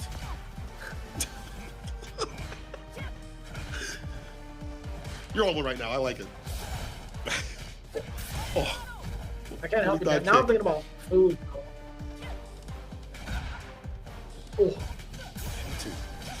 Jab finds the mark. He did crouch jab and a light jab right after the standing jab. Actually able to hit the drive rush conversion right after. Like the structuring. Staggers the medium, finds an opening. Oh yeah, your order should be served here. Level 1, it's a nightmare. Oh wait, hold on now. Still awake? I one touch? They get back in there. Forgot the napkins. Oh. Oh. No. Tried to grab for the fries in the bag. The bottom of the bag is the saltiest. He might just actually feel that seasoning from all the way across the screen. The perfect punishment. Mizuha laughing it off. He's like, you went for the fries at the bottom of the bag, Playboy? Come on now. God dang. You see my man intensely drill that one out too as well with the super. Perfectly done. Gets a back medium. He was going to anti-air either way and still caught the recovery of the OD. Oh, I'd be salty. Like the US fries. I'd be hella salty. No punish. Scissor kick. Set light though. Able to get the punish counter. Ending with the bomb. Name of the game for Yanai. Walk up, challenge, and check. Not the proper combo though. What is something different? Oh. Nice pickup. Mid-air. Uh-oh. The jab getting blown up. The stomps to give the job application for Mizuha. Stuck in his corner. You gotta contemplate your professional decisions. No command grab here. Yanai stays grounded. Pure ground beef coming in from Yanai via defense. Mizuha not even trying to go for the axe kick. He went for the immediate hooligan into the grab. And it just whiffed. I thought he was going to go for the overhead. I mean, we've seen these more often than not, I feel like start off with the overhead and then go into command grab as the match goes on. It's kind of surprising to see him commit to that option immediately. Either way, Yanai though, staying very solid, sturdy out here, standing his ground. The promotion to manager definitely worked out for him. He's sticking up for his team. But man, I feel like Mizuha, he's not that far off. There's a few more things to clean up, more execution errors that need to be deleted. We saw him drop a few combos that led into not getting that bomb. Once the bomb is on, everything is stopped. Everything's on pause, everybody's in timeout. And it feels like at that moment, like Yanai's able to kind of route that back. So he's going for sequences that lead to the bomb immediately, which is a very crazy thing to say for Bison. But some Bisons go for like Psycho Crusher for Oki. Yanai is more often than not putting the bomb on to stop that constant dive kick or constant oppression from Cammy. It makes you really rethink what you're doing in the neutral. Let's see what changes need to be made from Mizuha. Or he's going to have to really grab that job application from the hands of Nick Bison. Who knows? Yeah, that's every pro player's nightmare. But Yanai looking pretty strong. 2 games straight. We have to put the fries in the bag. We'll have to see. Ooh-wee. I do want to see what Mizuha is going to be doing in terms of.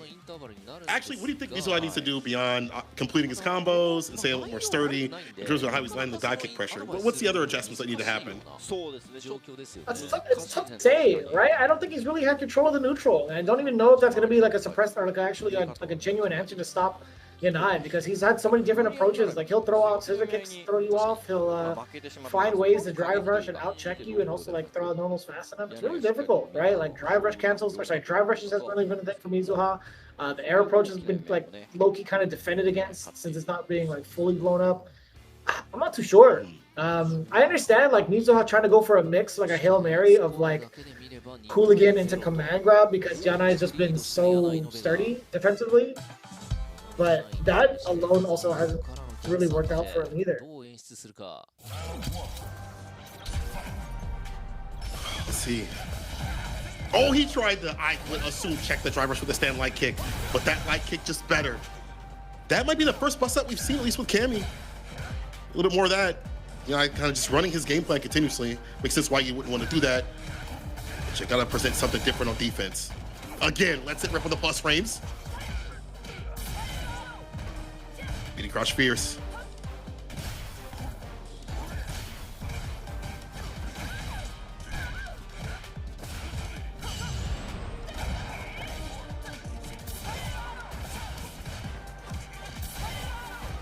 Trying to walk back against Yanai. Peppering in a lot of this offense. A little bit of extra seasoning. No whiff punish against the crouch medium. So difficult right now. Yanai is trying to slowly gain back that momentum and also build some of that drive gauge up for him. The drive up again! Low medium kick this time. Oh man, I like the idea. Just wasn't able to get the elbow drop on him though. If he had landed with a jump medium kick, actually, I think it would have crossed up. Actually true. That probably would have worked.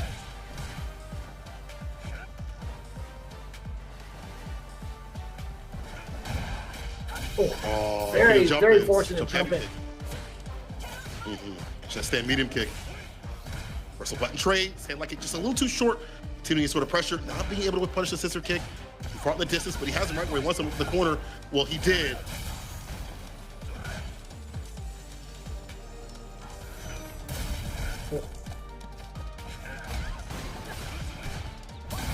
On in there, L plus, OD uppercut, very good call. Mizuha navigating around the cycle crusher as well. Low forward is the answer.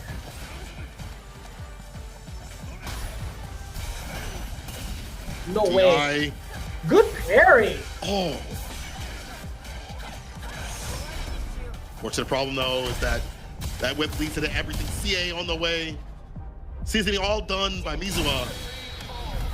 Kick of the can obeys right there. And putting the game on the board. Damn, I am getting hungry. Don't tell me Yanai. Go ahead. Go ahead. No, you got it. You got it.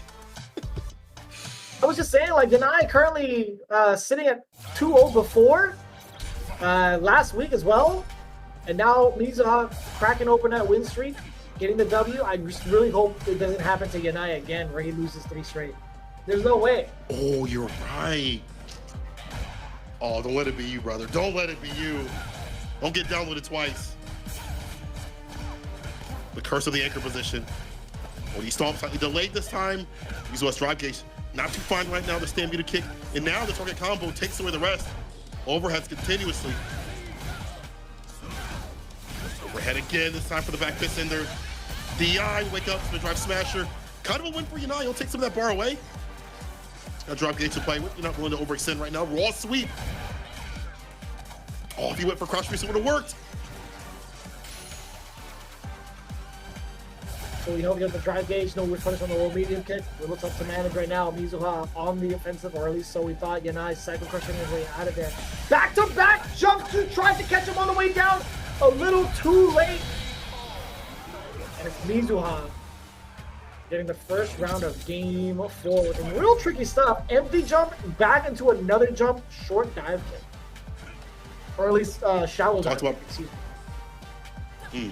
That's what we talked about before in terms of like dealing with that crouching medium kick or some of these buttons. That dive kick will come in the clutch where Mike can do it, but it's definitely more of a game plan for Cammy. Nice and low with it, resets the pressure again with the jump in. A lot of different looks here. Oh, Yanai might be getting fired from his job, bro. I don't know. Sorry, sir. You're not putting out the numbers like you used to.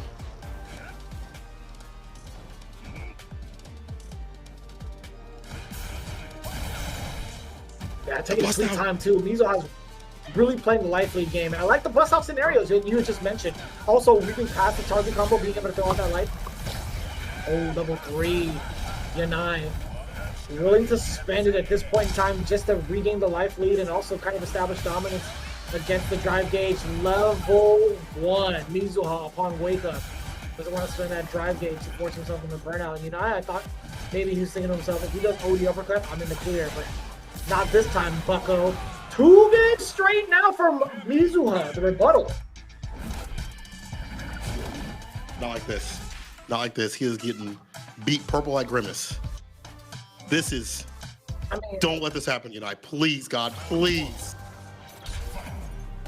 You might as well call him the hamburger at this point. He'd definitely be stealing the games away from the man. McBison's getting robbed. This man's not loving it. Not loving it at all. Spiral Arrow. He's going back to his old self. Every so often you see him get aggressive. The Spiral Arrow right there, on the neutral, getting active with some of these jump-ins. Between these two styles, Yanai can't find a way out. Overhead, deleted and defeated. ODDP against that. Hands down. That's too close. I'm sorry. No I said that with my heart as a Bison player. I was like, no! There's no way this is gonna happen, right? My man Yanai is up against the ultimate McDonald's challenge, right? Him versus the ice cream machine. Always broken towards the end of the evening. I don't know why. But that's what it looks like right now, man. He had a pretty nice day up until the point where it broke. But Mizuha, look at that match point. It's all falling apart for Yanai. All right, back fist ender. Delays, finds the jab, Psycho Crusher ender. Throw. Start to put a few more delays here and there. Oh, the second one, you really thought. Doesn't take his turn, excuse me. Stand fierce, level 3. I wonder if level 2 would have killed there, but you know what? It's sure the job is done. Final game, final round, but going into this, fully stocked, Mizuha has all the condiments ready to throw at Yanai.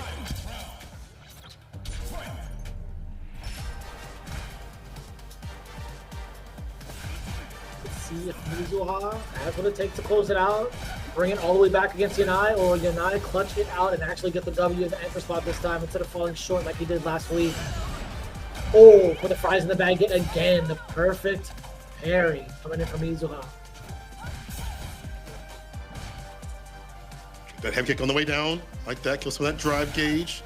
Yanai not even able to get a jump, just raw DP, counter it City. 2 big touches right now. Looking for that back throw to put him right back up in the corner. The air to air is there. Hell attack, overhead, back fist. Delay stop. Oh, he goes for the Devil's Rise. Excuse me, Devil's Rise. Stand blocks the overhead. Oh, you took that sister kick that close? Will went up for this. Crouch Fierce level 2. Yanai stays as a manager and defeats Mizuha and staves off the curse of the anchor position. Oh my God. The fries stay in the bag, and the bag has been secured. Yanai fulfilling the request from Tsubasa, right? Tsubasa opening up the floodgates, getting that 10 points. Yanai coming in with the rebuttal after a long-winded streak of falling short. Fukushima IBUSHIGIN getting a very significant W to start the second half of Division F. I'm enjoying that a lot. I'm not gonna do it. I was gonna say I'm loving it, but I really am enjoying the fact that Fukushima IBUSHIGIN is starting to get on board. Oh man, they were hungry for that win. Mizuha again, switching over to Kami. Looking for the things you would typically see in this matchup, the dive kicks, and going to switch up to his old style, going the aggressive things, the risky things, interspersed in between some of these better moments of pulling back was great. But at the very end, you're not able to clutch it out. OD Stomps were starting to land on block a lot more instead of just whiffing completely. He was able to hold tight against the bar. I felt like he was committing to more options instead of going for staggers, and then at the end started to stagger just a little bit more to harass. We saw him do 2 back heavy kicks and then wait and bait, and that gave him the W. 30-10 Fukushima IBUSHIGIN to get over Varrel, and that actually is another prediction of mine down the drain. Congrats to them. I thought it's gonna be a hard fought one considering the characters you see on their side, but they're able to stay 10 toes in. 30-10. That's really good stuff. Fukushima IBUSHIGIN. They need that. Yeah, I don't think any of our predictions came true, whether it's yours, mine, or the producers. I'm almost certain that we're all out of the game for at least a perfect week of division. But yeah, man, that puts IBUSHIGIN at 80 points, if I'm not mistaken. Currently still in last place. Varrel actually had 80 points going into this. Now they only have a 10-point lead away from the 6th placers. So it is kind of tough for the Fukushima IBUSHIGIN fans right now. But this is a sign of things to come. Getting this big W has probably been a big sigh of relief. Long time coming, I think, for them in terms of getting a significant win. They even mentioned earlier when everything started that they need these W's. You know, I saw Tsubasa on Twitter saying like, "Bro, we need to get some W's," and today will start the day that we do that. So big ups to him. Tsubasa especially, I think MVP of the day for me. Like, to beat Mago at his own game, become the leader of the Foot Clan, you know, put the crown on him. The fact that he won that match, I thought he was going to get smoked, if I'm being so real. But for him to have ridiculous reads on wake up, the timings were just hard for Mago to be able to interrupt. Fantastic work. I got to give him full credit on that. And I did not think he was going to win. But I'm glad he did with Jury as well, not switching over to Mai or whatever the character he has on the side, and sticking with it in the mirror match. So big ups to him. We haven't seen Johnny play that much either, by the way. We are getting the interview. Hopefully Johnny gets to be utilized in the next match that they have. So he has that Marisa and that Manon that could be coming through to shake things up. But Johnny said we're thinking about who's going to go for Mizuwa. And look at the CFN. We concluded Yanai was the best choice. I'm so happy that Tsubasa got his first win as well. Best day for us. Kind of happy about that result as well. Like Tsubasa being able to like hang in there and get his W. Long time coming, right? Him being the rookie, he's gonna feel great about that. He was ecstatic. He was rather emotional. That entire set between those two led them both to be rather emotional. That's the first time I've ever seen Mago turn beet red, taking an L like that. Because he was talking mad game, right? He was talking a little bit too much of that ish. He was just like, yo, are you guys underestimating me? You're going to send somebody else who plays jury against my jury? Come on, brother. Yeah, he was upset. He was real pissed.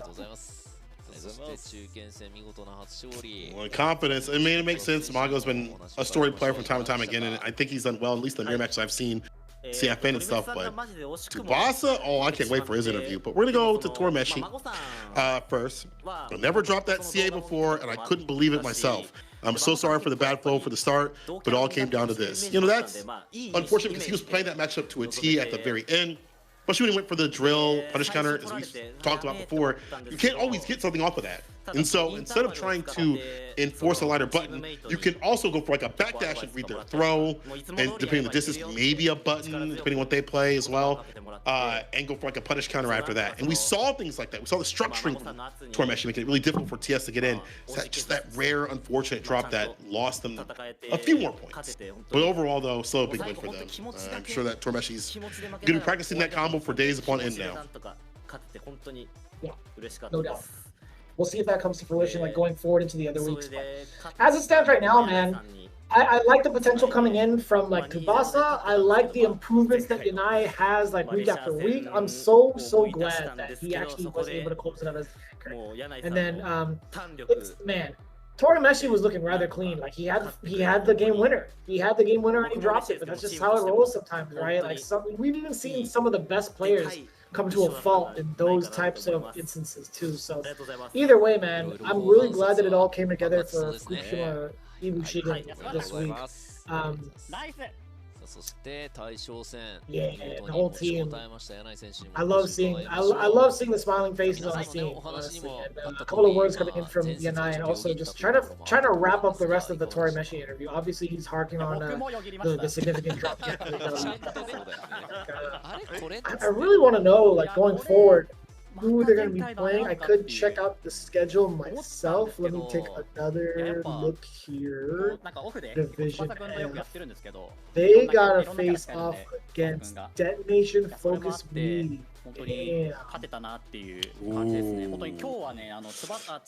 Stack and stack on him, I feel, in terms of the level of opponents. But honestly, you know, this is a good showing from them to show that they're up there too as well. Tsubasa says Torameshi was so close to winning. When I matched with Mago, I knew from his stream that he doesn't like the mirror match. The last scene was just moves without any thinking. My man was in the flow state. He hit the zone.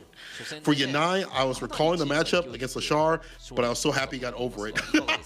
So just like us, he was like, man, don't do it to him again, please, God. He was probably back in the back crying, like, please don't let him get again reverse 3-0'd, but it didn't happen. He got over it. He broke the curse. Got his W. Shout out to him for even visiting his local McDonald's to pick up that code. Actually, I don't even know how they distribute it. I think I've seen it on Twitter, but I didn't read the description. I think it was available only to residents of Japan. Just to put a code in rather than actually. I don't know if if that's misinformation or not, but I could have sworn I saw a tweet where it's like, yeah, just enter this code if you live in Japan and you'll be able to download McBice's. Dang, I guess I'm taking a flight this weekend.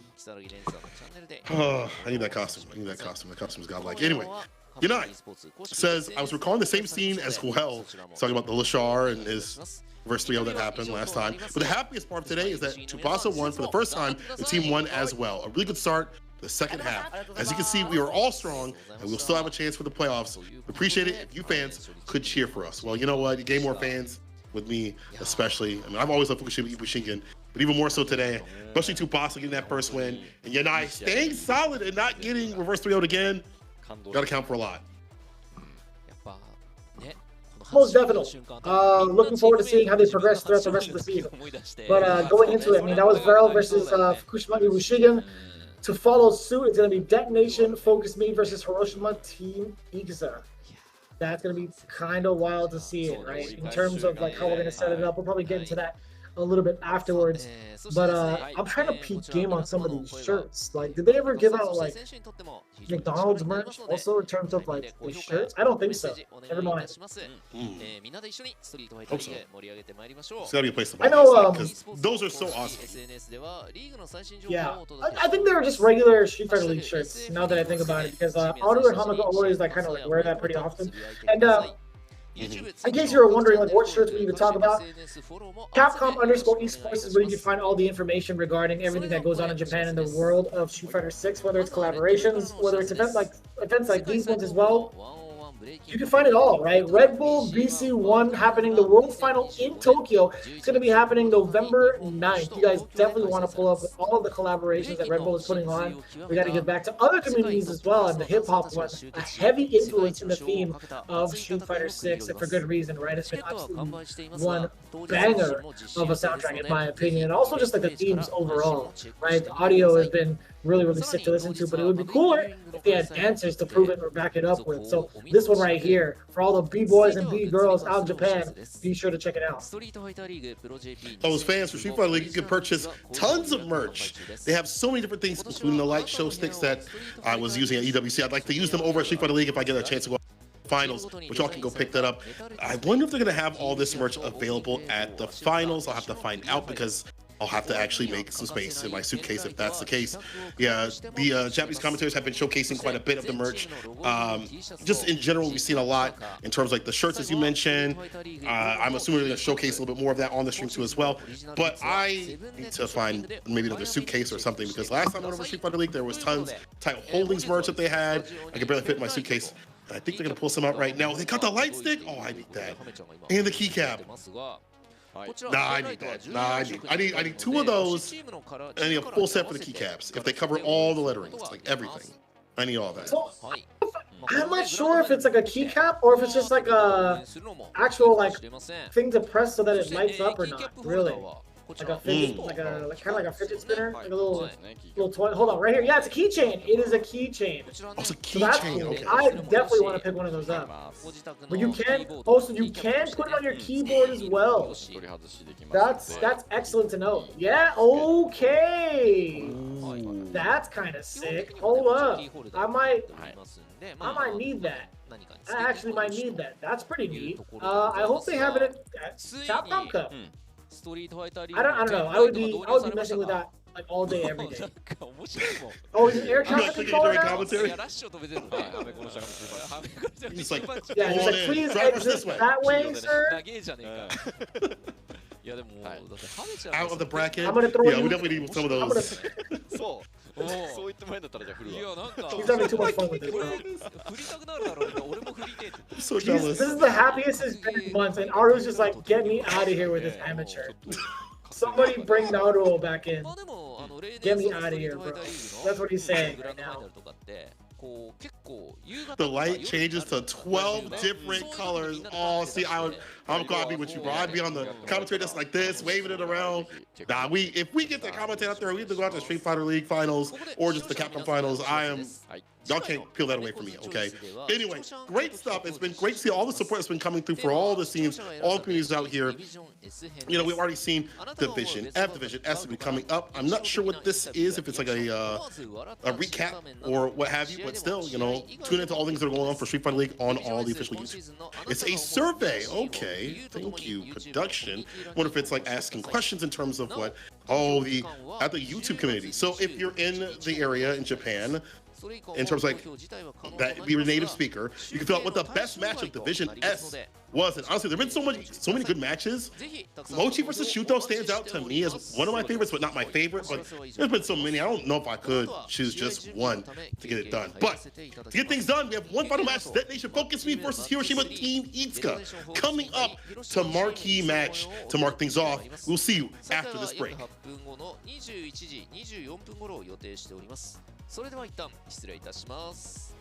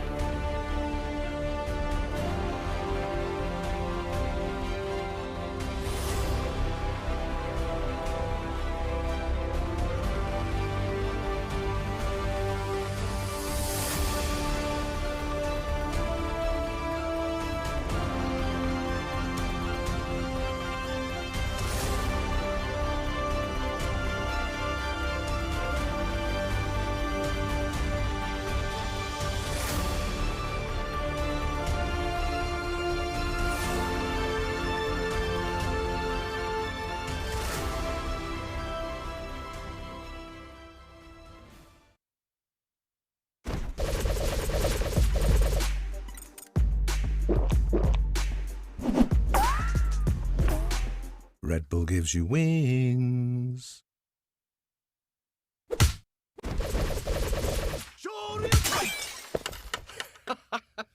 Red Bull gives you wings.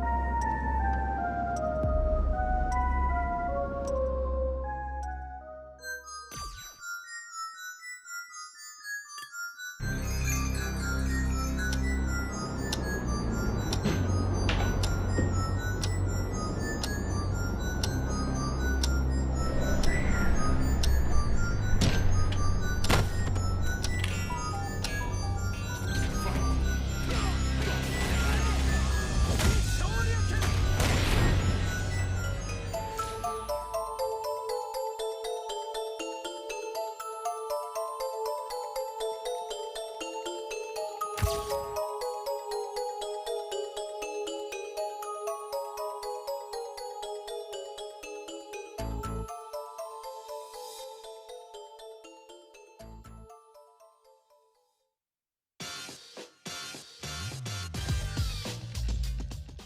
ウンターからアキラが壁足に桃地を追い上げておう上げる崩し。次ははいもう一回100回投げよう。打撃はもう圏内なんで上からちょっとずらしてこれは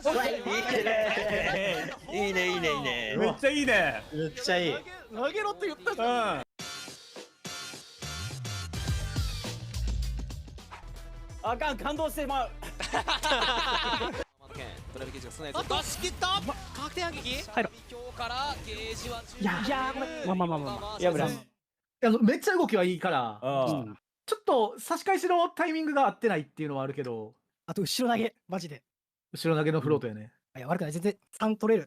全然攻める。全然悪くない。これは。いやこれはもうフロートフロートフロートフロートフロートフロートフロートフロート。ナイス。オッケ追いつけるかな天野剣ー。はい投。げ2回もう抜けなければいけないがどうだはい、オッケー。オッケー、ナイス。よかった、優勝してて。フロート。いけるこれでドライブゲージ回復ナイス。強すぎ。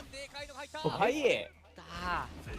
はいはいはい。簡単なの2回 SA をいいよ、全然いいよ、全然いいよ。全然いいんだからね。ああとしてもいいよ。回復した割るゲージはい、オッケー。先に SA3 ゲージを回復していればカウンターだ手段ラッシュ突き刺していったオッケー。ナイス。これは頑張った。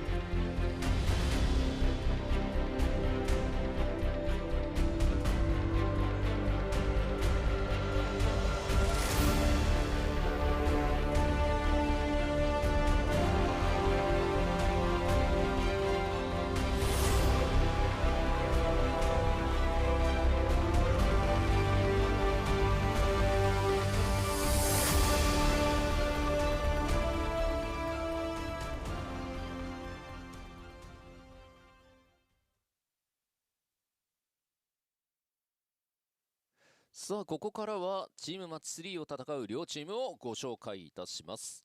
まずはアウェー側選手入場です。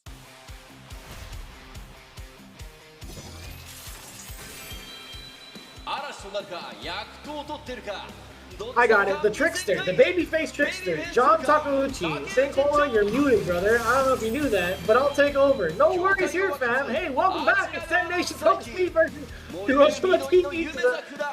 And obviously, DetonatioN FocusMe being on the away side, we got Nauman to back it up, and then the unprecedented Goichi coming in, who's been on a pretty big hot streak right now, I will say, in terms of all fighting games. Itabashi Zangief, the Cyclone Commander, bringing in the big grappler. I don't know if he's going to be playing in this rotation just yet. I mean, DetonatioN FocusMe currently looking in a pretty dire situation. I don't know if he'll put himself in the ringer to get this W. How do you feel about that, Shane?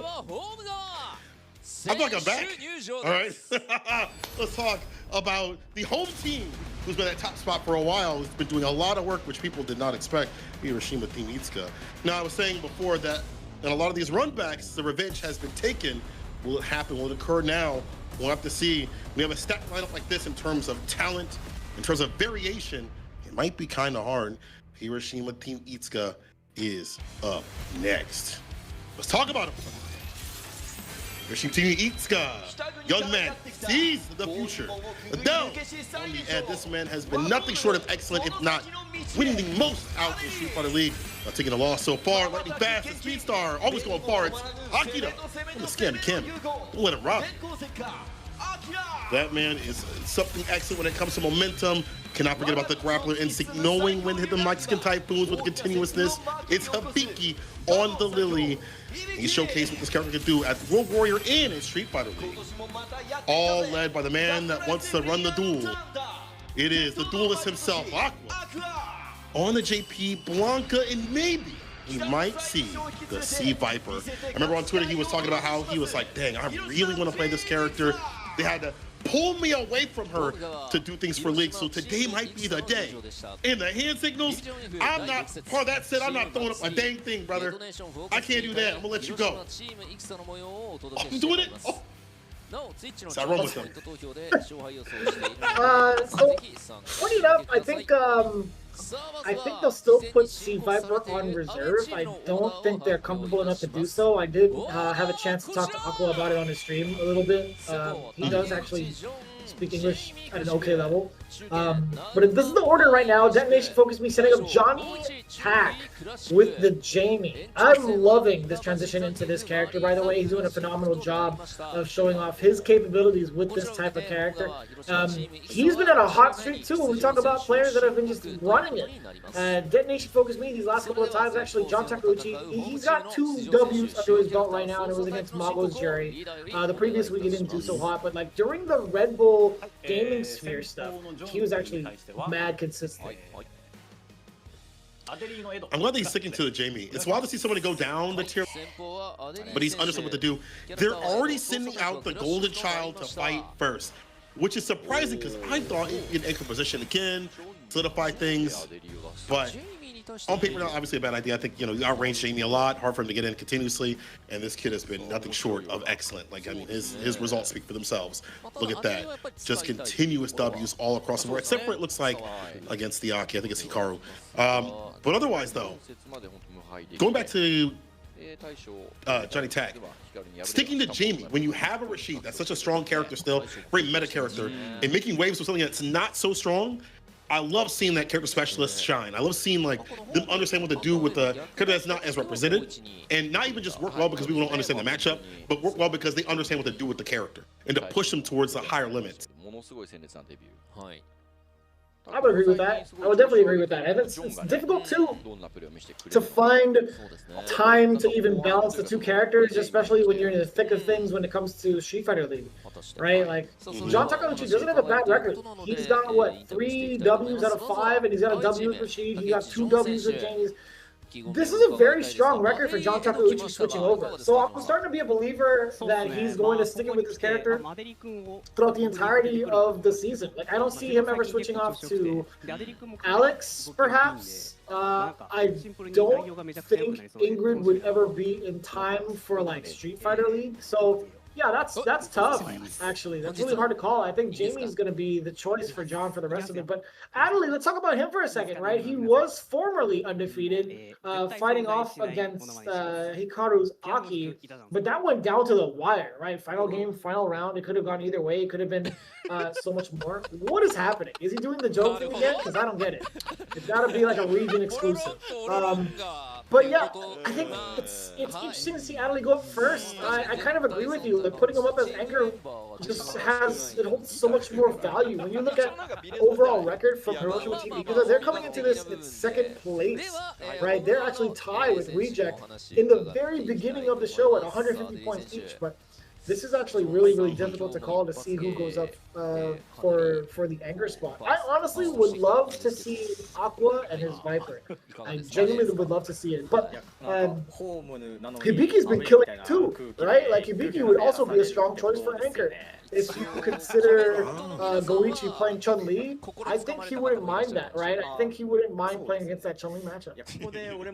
Even if it switches over to Cammy, it's not the worst thing in the world. Obviously, love to play against Chun-Li. Like, you know, if it comes down to it, if Goichi had to switch, I don't think it's gonna be as strong as his Chun-Li. His Cammy's great, but the Chun-Li is definitely like the sauce maker for him. So I guess they have the ability to have Hibiki come up for the anchor position, but it's so wild to see him because at the same time, Hibiki could go and fight in Abashi if it goes out for the extra game. Like that could have been a very good pick for him because Lily cleans up. It's kind of crazy to say Lily beating characters, but she does. Either way, though, you know, let's see how this works out. I thought Akira was going to go up. I'm assuming maybe Akira goes up next after this, but that's for a little bit later on. Focusing on this matchup, though, you know, seeing a Jamie going up against Ed. That's something that typically see too often. I have to assume the drink's going to come into play, obviously, but more for like the dive kicks to clip some of these limbs that are extended. If you get the distance to do so, like the mid-range. Drive rush stand fierce to catch a button before it can come out. On the quicker side of things, it is 5 frames. I bet drive rush to start things off maybe might be the initiator. Otherwise, the neutral might be kind of hard. One of the more fun things I do like about this matchup is like Jamie does have the proper way to close the distance against like a flicker that whiffs or any like the limbs, right? Because he has access to palms no matter what. I think that's also a great punish counter tool to go into like heavy palm, right, for the knockdown into a drink. So that is also something to consider. If Adley even gives him that time of day or that space, John Takeuchi trying to go for a little bit of a trick, standing light kick, drive rush cancel, immediately check from Adley as soon as he saw green. This has been so forthcoming. Yo, they're perfect already. Adley with the quickness, a lot of kill rush back, gain some distance. Counter hit, not gonna press the issue right after it though. Look for the target combo on the head. Strike rush set fierce as we mentioned. That's the entry point. Wakes up with a crouching light punch, OD heavily scaled, but you're doing this to get the distance, get your drive cage back. Defense and offense. Oh, that was me. Beautiful crouching medium kick. And he covered all angles. Did you see that? That was crazy. He sniped the air, he went mid, and then he went low. That was kind of sick. Everything under control.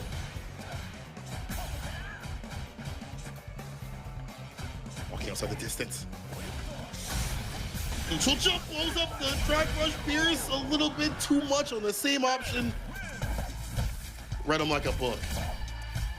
The Librarian. Alley, first game, pretty dominant too.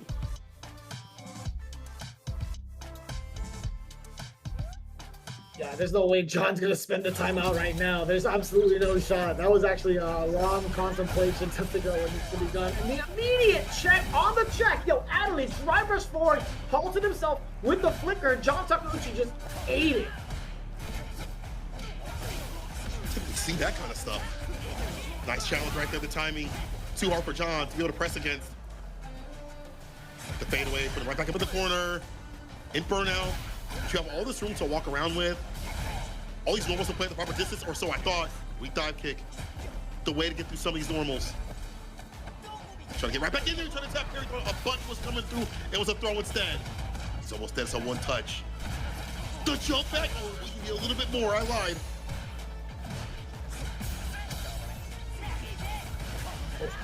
One more touch for Adley. Setting up the sparks and the flicker. Yes, sir. We got the full unleash. That was mad far. Well, I mean, it does extend the hurt box if you do parry for the grab, so that was more so on Adley's fault. True. Still like the level 2 usage. Get bumped the bar. Got the kill right after. Oh, I thought that was gonna get tagged. He clinched. Kill rush back. Gain some ground for that stand medium kick. Got hit with the Zeroldo, just for a second. A little bit of a hang there. Oh, you went for the free flow strikes or free flow kicks, excuse me. Actually caught a little bit of a frame trap against Adelaide. You're going to be paying for it either way. Level 3 Unleash. I like this though. I like the dump out of the damage. I like reclaiming some of your drive gauge and resetting the situation all together with the distance created after the level 3.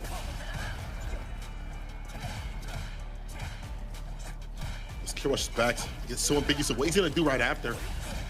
Hesitation. Interruption again against the drive rush button. Look at the button. I think he did it wrong. Set throw. Sip. 3 on the menu. The stoppage again. How is he so ready? I remember when Ed got quote-unquote nerfed. People are like, well, what am I supposed to do to stop drive rush? Adley is telling you at certain ranges there are certain options. In the backdash, my man is ready for everything. The spacing control, the movement is insane. Set point.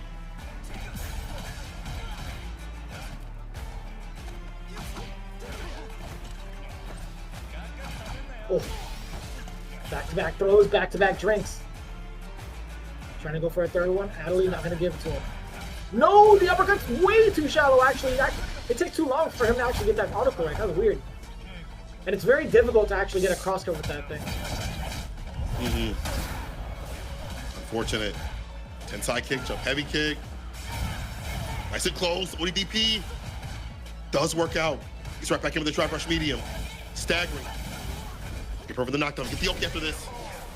And caught standing. That's why it was landing. The crouching medium kick. John Takeuchi. Final game between the two. Bro, his Jamie is so sick. It is so sick to see his Jamie. Jamie in general, but the way he is playing this character, maneuvering, when he's going for drinks, when he's committing to certain options, as we saw with the Rekka. In the bait. Oh, we starting off right.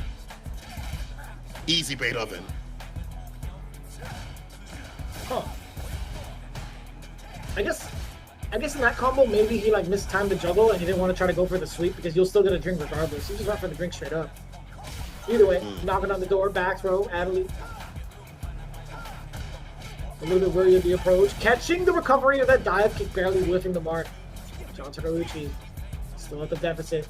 Only at 1 drink, by the way.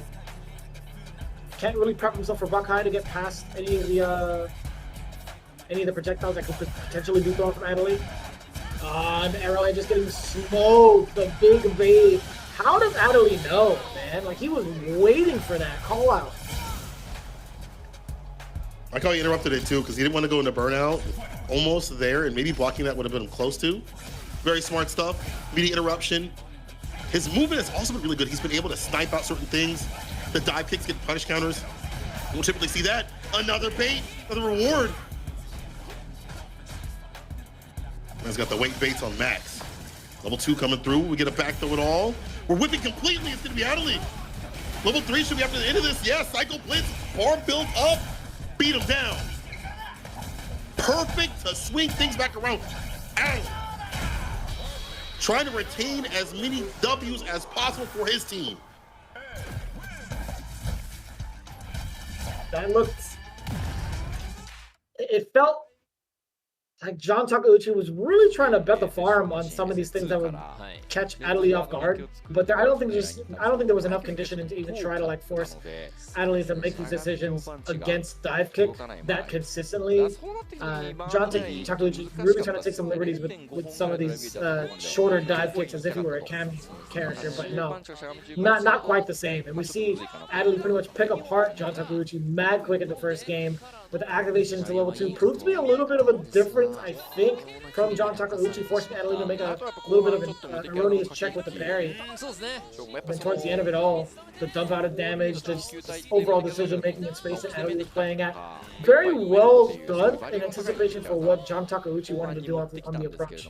So, 10 points, already starting off strong. Hiroshima Team Ikuza further widening the lead against the rest of the teams here in the season for Division F. I had to watch that match back because that movement, the anticipation that you mentioned, like, those are things I wish this game, or people would explore more in the game in terms of like where you think someone's going to land. It's obviously hard because the drive rush carries variance, but there was clearly a game plan of kill rushing back to avoid things and create hesitation in John Takeuchi's mind. First game to them. Who comes up next? It's going to be Hibiki. Not in the anchor position. Yo, what is going on? You have a Chun-Li right there. I don't mind this one, actually. Hibiki actually has gone up against some of the other minds during World Warrior #2, and also I can't remember what his accolades were over in UFA. I'm gonna double check that right now, actually. そしてこちらナウマンもどんどん調子を上げてきているというところで、しかも自身のストリートファイターリーグでも初なんですかね、対象戦 I definitely want to know if he's fought either Mize in the league. I don't think so. So outside of league, what are we looking at here? しかも厳しいところからの逆転勝利というか、そうですね。3先をしっかり使っての勝ち。Oh, he did beat somebody in league. Excuse me. It was Nauman. So it was in DetonatioN FocusMe. Wait a minute. Hold on now. It's a run back. Pardon my lack of knowledge right there. This is a run back. He got him 2-0 for sure. But I want to see like how he did over at UFA most recently. I could have saw his name in the bracket before. Or maybe I'm thinking about Evil Friends. There was definitely like a highlight of him. But I guess that was Evil Friends. Think about it. Dang.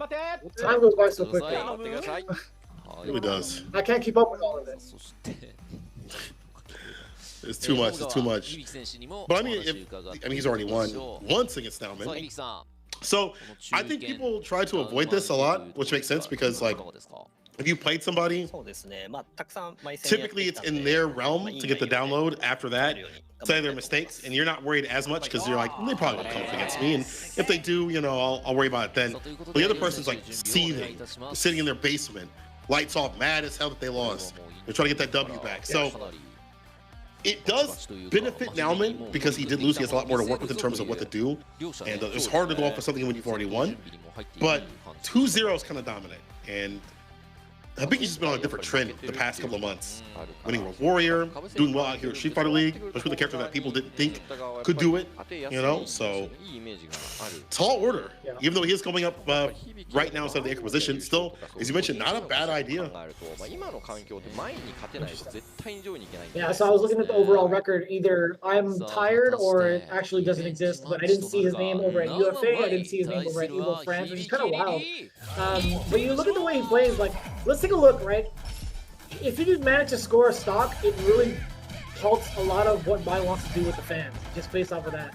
I also think Hibiki's reach, oh my god, what a read. Backdash immediate command grab early?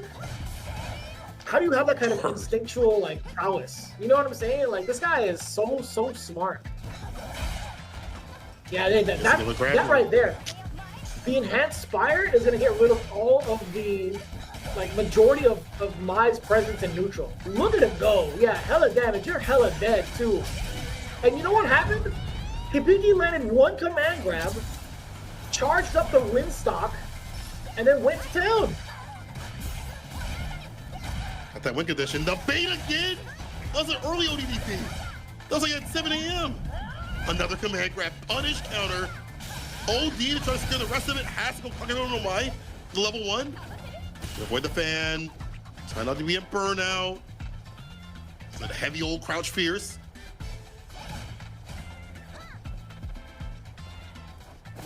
And Lily's got the normals to contest, or at least the special normals with like forward heavy punch too. And yeah, standing heavy punch, very active. Crouching heavy punch for that range as well. We just talked about the activity. Standing heavy punch to halt the drive rush forward immediately.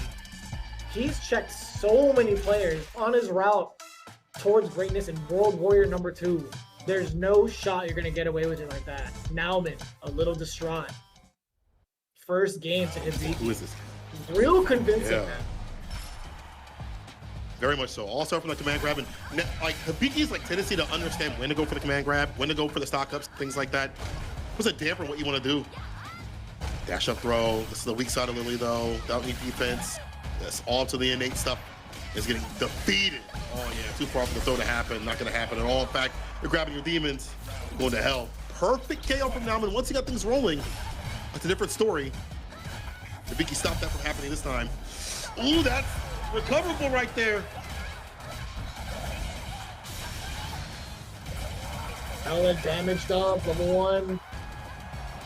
No stop. Trying to enforce his will. Trying to enforce a little bit of pressure. Only a light kick on the way out. Now I'm not really having to pay a heavy duty tax to get out of the corner. Parry does it again. Keep the bar up as much as possible. Something that we've seen Hibiki do over in the World Warrior Finals. Walk him down. Perfect parry. The intermission, as you mentioned, with the forward heavy. Win punish with the forward heavy. Excuse me, for medium first and then forward heavy second. Doesn't matter either way. Buttons were prepared at the proper distance. Yo, Hibiki is so sick with this character. Dude, he's playing footsies, man. That was a 66 seconds on the clock perfect, by the way. This guy was playing mad patient and mad footsies. Oh, no drive impact?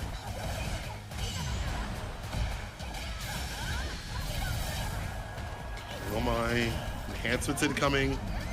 You command grab before the second fan hit? Are we kidding me? Hibiki, the defense, the damage being dumped out. Here's the level 2. Towards the corner. Expeditiously, let's get Grizzly. Maul him. Uppercut, Nauman, a little bit too greedy on the offense. Beat the windstock, backing away. Oh.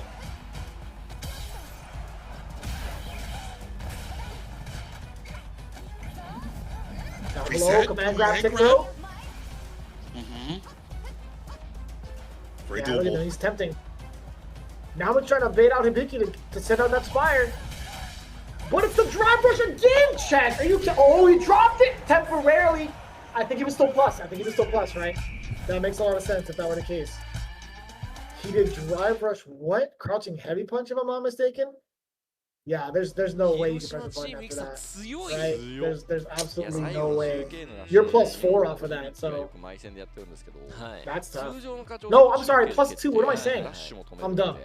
It's +2. It's +2 on block if you drive rush it, because normally it's -2. My mistake.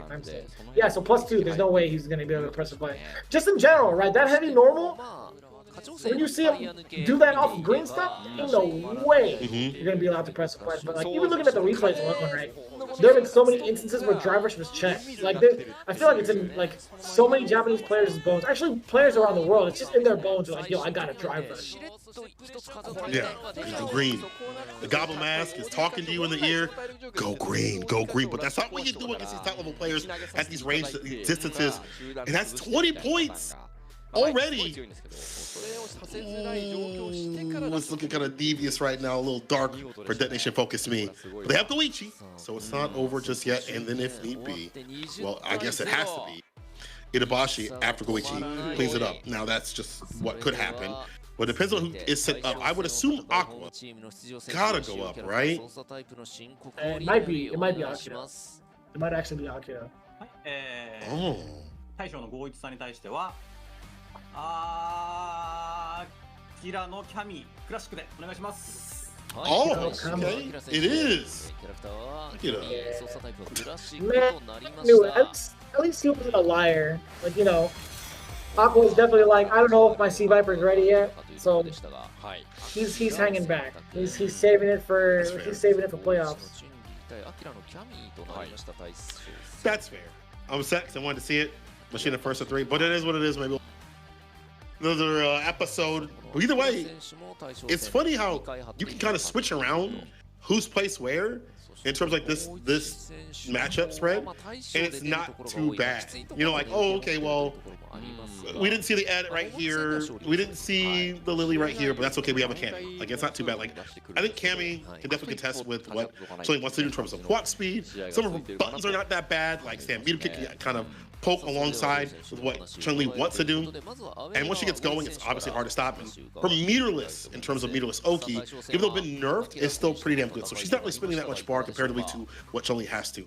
So I think that, you know, all these things alongside the dive kick that will defeat like Stand Fierce or Crouching Medium Kick if they're placed horribly, I think that, you know, this is not a bad selection overall. And Akira's definitely been more hot than cold. In fact, I feel like he's no longer really ever cold that much that often, and either it's like by the other person just outplaying him, but he's usually not making like bad decisions, like 3 ODDPs in a row.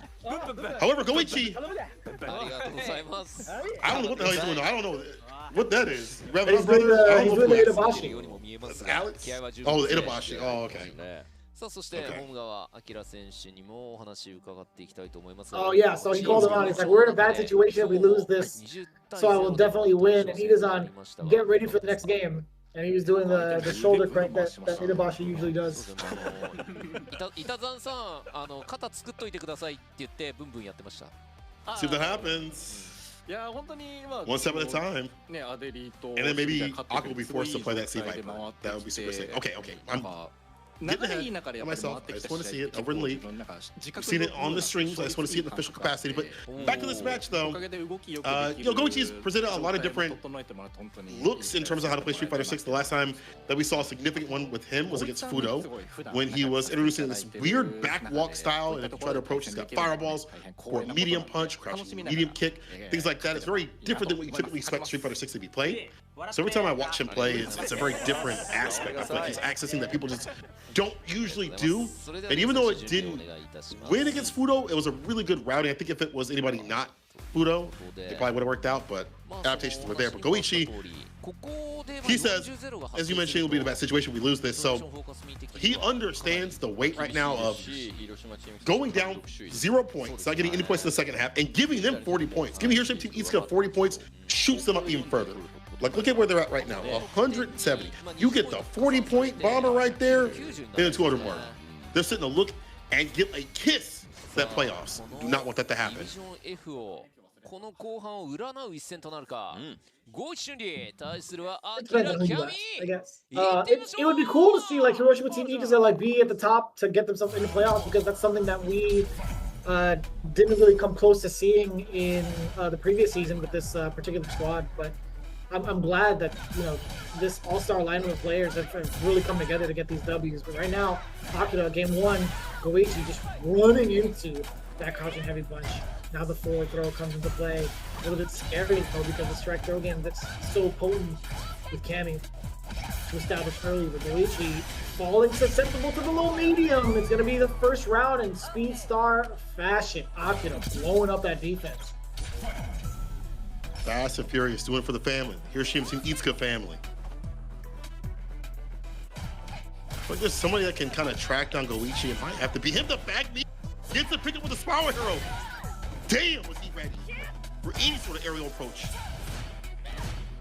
Rush Fierce, hella plus, staggers a stand Fierce. Walks on in, gets a punish counter. Should be the ways up level 3. Yep, pick up DP. Delta Red Assault.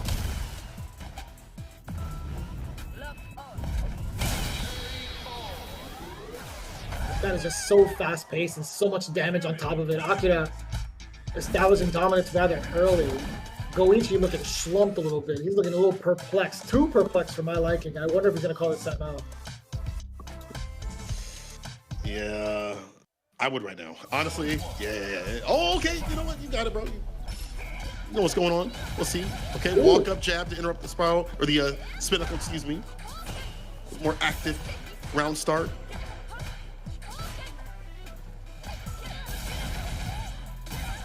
Standing dive to contest, does land a counter hit, medium spiral arrow as well. Akira standing light kick does get the counter hit against Goichi, right into the drive rush cancel forward throw. It's gonna be a mix. Crouching heavy punch. Goichi trying to maintain his positioning, at least with the guard. Damn! How does he know when to press these buttons, yo? Akira standing medium punch counter hit? In what world was he allowed to press that button? He did stand jab first and then medium. Maybe he's expecting jab right after, but still, the fact that he even got that confirmed. All right, towards the corner. Waist, wake up jabs. Not only DP. Punch counter, sweep. Spin knuckles with the fireball, prediction and reaction combined. Oh. Slight walk back. Pretty minimal damage, at least against Akira. Does get the back throw. This is everything right now for Akira. Another one to dash up, or at least walk up slightly. Trying to bait something out from the side of Goichi. You saw a very early micro step forward into the standing medium punch. Goichi hanging on for dear life and also escaping that corner successfully. No check on the walkbacks yet from Akira. Back to back, does not want to check the walk back. I think he's looking for something real adventure. Sorry, really risky. Which goes back to that walk back saw of his own. with the back and for a medium punch to back him up. Swift thrust. Again, recovers on the time. Oh, he gets a punish and a sweep right after. Yo, that is so sick that he's looking for that option. That hard knockdown. Deep with the OD dive kick. Deep once again. Couldn't play a button right there. The hooligan, the reversal buttons. Goichi, yeah, I'm about to say, finally finds a confirm. Give himself some distance. Sorry, Eagle.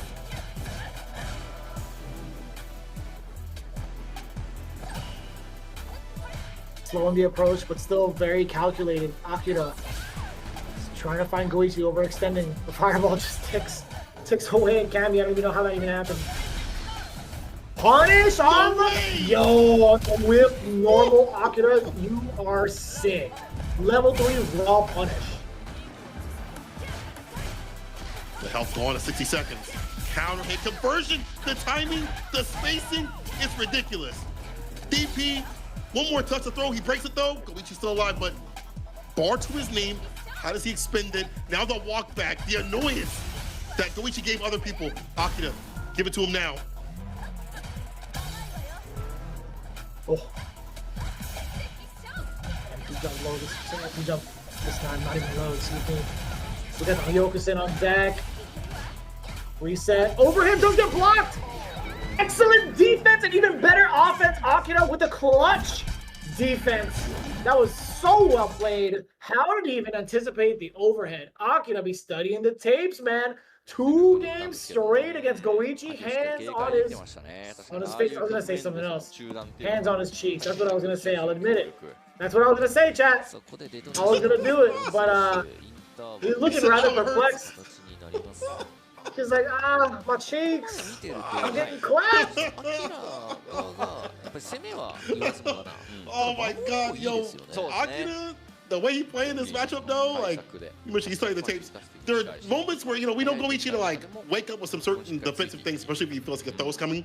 We saw back medium previously to catch that. We see the timings on the lights and the mediums being staggered enough to find openings, but fast enough to not get caught by a button. Goichi's like, bro, what do I do? He didn't fall for my ultimate. Makes a jump heavy kick into drive rush overhead, which I don't really see that often. I would have got, y'all would have got too, but Akira stays solid. Defense, one thing for him is like his speed is really good on offense, but his defensive thinking, his defensive speed in terms of, oh, this is coming through, I gotta do this.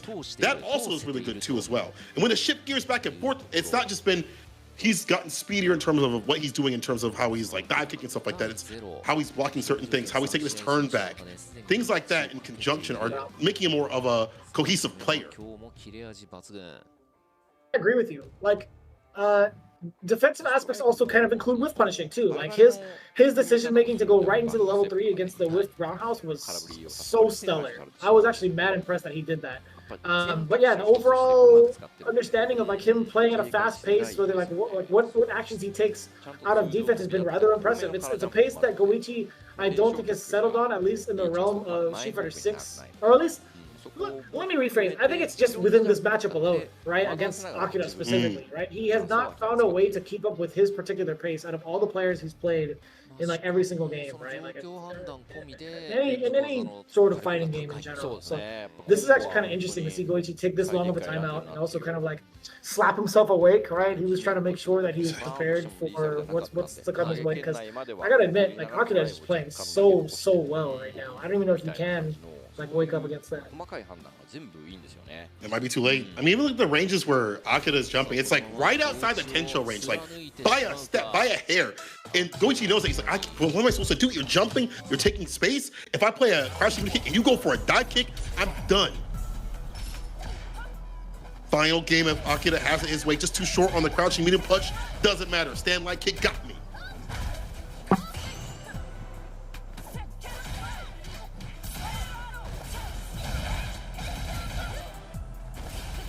For the Tensho. Oh, the uppercut firing right back. Big damage coming in. Drive rush punish counter. Oh, counter hit. Oh, they're hella swinging. Goichi a lot more active. You're starting to see him go for the stabs a lot more. Uh-oh, counter hit. Throw? No. Let's throw after the crouching counter. All right, Goichi activity definitely is helping out. I feel like he's been backing himself up to the corner a lot. a lot of like exposed normals when they do finally come out. So I like this more button economy. Does get the overhead finally that he wanted previously. Toss like yesterday's trash. Counter pokey is Akira though. To find a way outside that corner.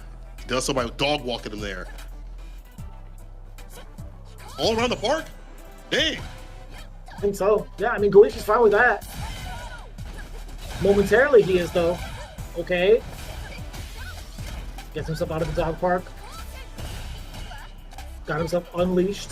Punish counter. That's a hell of a lot of damage. Block on the overhead. Excellent.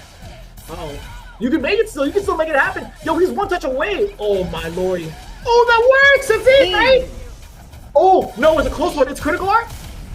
I can't tell. The screen was too far away. I think it's over. I think it's over. I think it's over. Ah, Akira! Well spent. Put this cat in that dog house. Set point. Oh my God. Again, going for that jab, punish counter, getting the sweep right after. He is so, compared to how he played before where he would like whip ODDP and he would just die for it and then he wouldn't be able to get mentally back in the game. Look at his face like right now. He's so solid right now. Even with this level 2. He survived the corner though. Takes a throw right after. I'm gonna walk outside, get the counter hit. Potential again. I like this. The audacity coming in from Goichi. More than enough damage. Nice and easy either way. Level 1 would have followed suit. Nice rebuttal from Goichi. Defensively and offensively. Akira not able to shake him so far, but is this going to be a reverse sweep? Perhaps. Maybe. Like that more activity from Goichi, especially like round start. We've seen him be a little bit more aggressive. That's why I think Akira presses the issue right off the rip, get the counter hit, DP up in the corner. I think he's hoping by the time you leave the corner, you'll be half your health gone. You're already there. Drive rush, hits the break, starts to go for the throw, gets a jump and against the defensive fireball. You tried to wall him out. You jump over that wall. Akira, wow, undeterred. Again, 2 to 3 years ago, this would not have been the same cat. At this point, it would have been over for Akira. Oh, taking too many liberties with some of these drive attacks now. Goichi's taking a kin to it, punishing it accordingly too. Empty jump low. What a time to bring it back for yourself. Crouch jab counter hit from the side of Akira against Goichi. Again, with punishing with that jab, getting the sweep for the hard knockdown, nice and close and personal. Deep with a dive kick. Sit up on the verge of death. The hooligan, the push icy is on. It's time to rob him. What's in your wallet? Doesn't matter, it's mine. The Speed Star takes it all. 3-1 over Goichi. So yeah, that's me. That's me.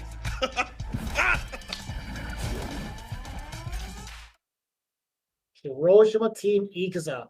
40-point ball game. You would preface it with what would happen if they did so in this fashion. Well, to take a look at the current point spread, right? They were at 150 or within 160. I can't remember. I got it. Don't worry. I got it. Looking at it right now. Yeah, Division F.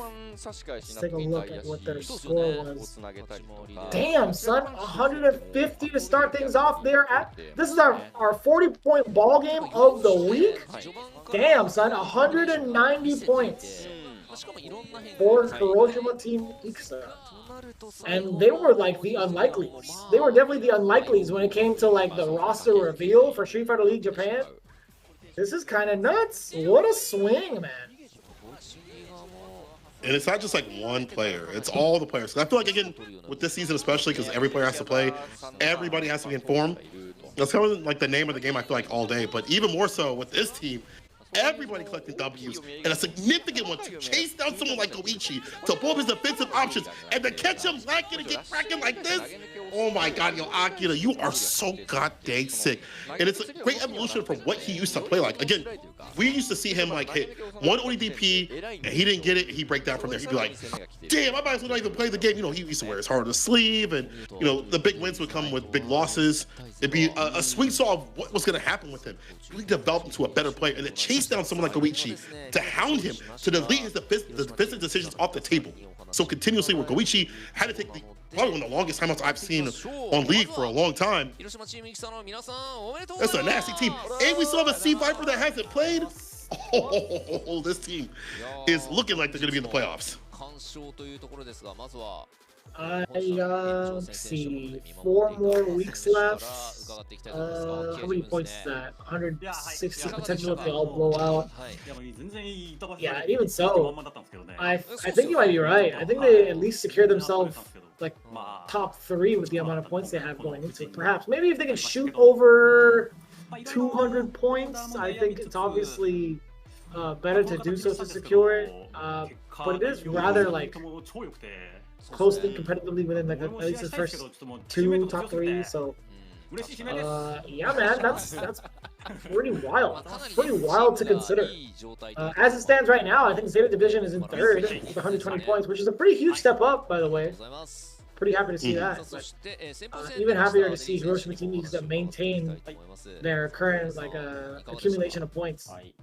But going into the winner's interview, Aqua, you had mentioned I was so ready for Itazan, but he didn't come to the roster, so I didn't get to go. I wanted to play so bad, but my team is too strong. I understand, man. I think he wanted to play Viper versus Zangief, in my opinion. I think that's what he wanted to do. And it's so fun to see. Dang, like maybe next time or next, well, not next time because they're done with the runbacks, but maybe we'll see the Viper at some point. But I'm sure he's happy his team is so strong as a collective, as a whole, and also in terms like placements. Again, Street Fighter League is never about 1 or 2 players. It's about your placements, your characters, the player-to-player matchups as we've seen previously against like Lashar. Wasn't this team? You saw it earlier today. It's a collection of things for your collective to win. Adele says, you know, the last time I lost, and I didn't want to lose again. It would have been trauma against DetonatioN FocusMe if I lost here. Imagine. There are people who have lost way more than twice. To have that weight on your shoulders being so young, that is just championship level mentality. I would not be surprised if he does well in the World Warrior, gets top 8 or wins. I'll say it now. But I like that he has that kind of like effort. He's like, man, I lost once, never again. I don't want that to ever happen again. It was a close match. It was down to the wire for that. So for him to have that that energy, that fire in him afterwards, only nothing but promise from him. I don't even know how young he actually is, but I would love to see him more on like a global circuit, to see him kind of like sponsored and fly around the world to deliver some hands to other people using that edge. He's super impressive to watch, man. I think he's grown to be like one of the biggest threats, if not already, in Street Fighter League Japan. Like not even just Division F, but also on the other side, I think he would pretty much hold his own against some of the cats out there as well. So really, really impactful for his team, and also really impactful towards like seeing how many other ways certain Ed players can approach the matchup, right? I think his Ed is super entertaining to watch. And speaking of characters entertaining to watch, Hibiki is the only one to make Lily look godlike, in my opinion, respectfully, right? Nobody's doing it. No, you're right. Like we have El Chicote in NA, right? That's the person we kind of lean towards a lot as like English commentators, or at least US English-speaking commentators to be specific, but no, man, Hibiki is just on a different planet, right? So with his praise towards him in mind, we obviously have the in-game interview. Great that we won, but we were wondering what the order will be. The good thing I was able to win against mine. Always a good time when you actually secure a W against one of the more difficult matchups to navigate. Yeah, that feels really good, but it's wild for him to say that they're wondering what the order would be. So I'm sure they had like game plans in their mind, but they weren't fully sure of what to do for the order. So like, it's kind of wild to see them be like, you know what, if I can go here, I can go here. It doesn't matter. That happens.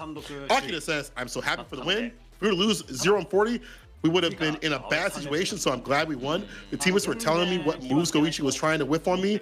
That led for my offense to go so well. They're probably like, hey man, he likes back walk for a medium punch, you know that, right? Or stand light punch or crouching medium punch. We did see a lot of punish counters from him, so he was looking out for those moves, and he was going for like really simple things when that would happen. Jab into sweep for a hard knockdown. Nothing significant in terms of like damage, but that knockdown potential is what you want. Set up a dive kick to get nice and close, gain your ground when he's been walking back so much to harass you with the swift thrust continuously. I like that he had that back and forth with his team to recognize that, but I feel like even with that, that's only one piece of the puzzle. I mean, he clapped him on many different angles right there, so big ups to Akira on that. Multiple angles clapped indeed, man, for 40 points. Excellent work overall coming in from HIROSHIMA Team Ikuza. And again, the final words coming in from Aqua with the 40 points, more than what we expected. And that's all around the board, man. I thought, to be honest with you, I called them winning against DetonatioN FocusMe, but I didn't think it was going to be via a full blowout of 40 points in that game. But they're going to be on the away side for the next 3 matches, so that's going to be quite the challenge. And then they get to end their season on the home side, if I'm not mistaken, just based off of that information alone. But towards the end of it all, we'll still be able to check the full schedule, what's coming in mind for the Capcom Pro Tour, and overall the standings of all the teams here. But as it stands right now, that concludes our episode of Street Fighter League Japan for this week, Division F, the very first week in the turnaround, the second portion of the round robin. Some people got their lick back, some people emulated the same exact results from their first initial pretty much engagement, right? So I'm kind of curious to see some of the teams step it up, right? I'm looking at IBUSHIGIN. I see some pretty decent promise in them getting their W. I want to see DetonatioN FocusMe. I want to see Zeta, actually. I want to see what happens now that they have a complete roster with Yamaguchi now standing by in the anchor position every time, with Momochi now taking the big W, transferring that energy and momentum towards like studying for the next one. I really want to see a closer race, at least within Division F, because now Division S is I feel like they've become so well rounded with every team now that they're all, it's really ambiguous to call like what the results are going to be like. Yeah, I want this trend to continue on both sides, but once again, here's your results, people. 30-10, Zeta taking it. 30-10, Fukushima IBUSHIGIN taking it. And 40-0, HIROSHIMA Team Ikuza. That sets up them at 190, Reject at 160, Zeta at 120, DetonatioN FocusMe 110, 90 for Varrel, and Fukushima IBUSHIGIN 80. So if things get more solid for Varrel, Fukushima IBUSHIGIN, and DetonatioN FocusMe, of course, more 40 bombers, 30 bombers, there's potential for shakeups to happen, and the potential for shakeups to happen also if these other teams fall the wayside. But I do like seeing some of these top teams like Reject go down every so often, taking some L's to reformat themselves and say what we did today needs to be better tomorrow. Especially someone like Lashar who got defeated by Momochi. Is it a Momochi problem? Is it a mirror match problem? Is it a problem if you get figured out? We'll talk later, my son. But that concludes in terms of point spread that we have right now. As you mentioned, only the first part of this second half of the season, so many things could be switched up with the different characters, different players being played different areas, obviously on the home and away side. Who knows what's going to happen? Yeah, and there's been a lot of like different trends in terms of their trajectory, in terms of like where they've ended up week after week after week. The only ones that have been extremely consistent on an upward trend has been HIROSHIMA Team Ikuza, which is mad unexpected considering how they performed last season. Then you're looking at the Reject team, right? At one point in time, they were the top dogs, at least in week 2, but they've kind of stagnated a little bit towards week 3 up until this point. It's not to say they're not a strong team, it's just the rest of the teams now are slowly starting to catch up and figure out what needs to be done to fight off against that team. But also, blame Daigo on that one, and I'll say why in just a bit. But Division S coming back into play, into the swing. October 28th on Tuesday, we got Victrix Fazugate going up against Nagoya Entity Oja, Saishun Console Kumamoto against Crazy Raccoon, and then Good 8 Squad versus CAG Osaka. That is bangers all around, by the way. I enjoyed this spread, this exact matchup. matchup spread. Street Fighter League Japan has not missed. Every year it doesn't miss, but even more so, it's been so pinpoint in terms of the perfection of having these battles being hard to call, showing the meta and showing the difference in terms of like playstyle. We saw Adali today being able to back up and use that movement and movement to avoid certain things. Goichi's defensive patterns getting defeated by Akira. It's just pinpoint precision in terms of hunting people down. And Tsubasa taking down Mago in the mirror match with Wake Up DI. Well, the DIs were flowing today. I think there was a lot of up checks with that and the overheads. But either way, as you probably were about to mention with Daigo, it's good to see all the different things that have been happening out in the league and the evolution of the game in the meta. When people tell you the game is not evolving, they're not watching Street Fighter League, bro. They're just not keeping their eyes open. I would wholeheartedly agree with that too. You see players switch up their character choices. We see certain shifts in the meta as like the matchups do get developed, and also we're seeing new characters coming through real soon, right? Sea Viper now fully legal in both the CPT and Street Fighter League Japan. I'm looking forward to it. Maybe we'll see it in Division F when they restart on November 4th after the Chengdu event towards the end of October, beginning of November. DetonatioN FocusMe versus Fukushima IBUSHIGIN. Hiroshima Team Ikuza versus Reject. Damn. Zeta versus Varrel towards the very end. You know, gonna be happy. I little by little, we're gonna see more of these dream matchups happen every single time. But yeah, November 4th. Huh. I'm actually kind of curious. Damn, are they gonna come back from China that quickly? Perhaps. I thought they would take like a little bit more time off going into it. Oh, actually, I mean they have like a full day of travel on that Monday, but I'd imagine everybody's gonna be taking the day off on that Thursday, the 30th, right before Halloween, to prepare for the last and final auto qualifying spot for Capcom Cup 12. Oh, it's gonna be so exciting. Street Fighter's delivering on all fronts. Online, offline, league, outside of league, as you mentioned previously when this episode started. US and E will be starting up in November. You're gonna see it on the schedule, well, a different schedule. You'll see the Japanese side of things over here on the Chengdu tournament as well. And the World Warriors, which I forgot to mention, which are still running deep in terms of Japan. For other places, they're solidifying the regional finals. We've already got that squared away. Japan a little bit later on the draw, but no less exciting because it's such contention.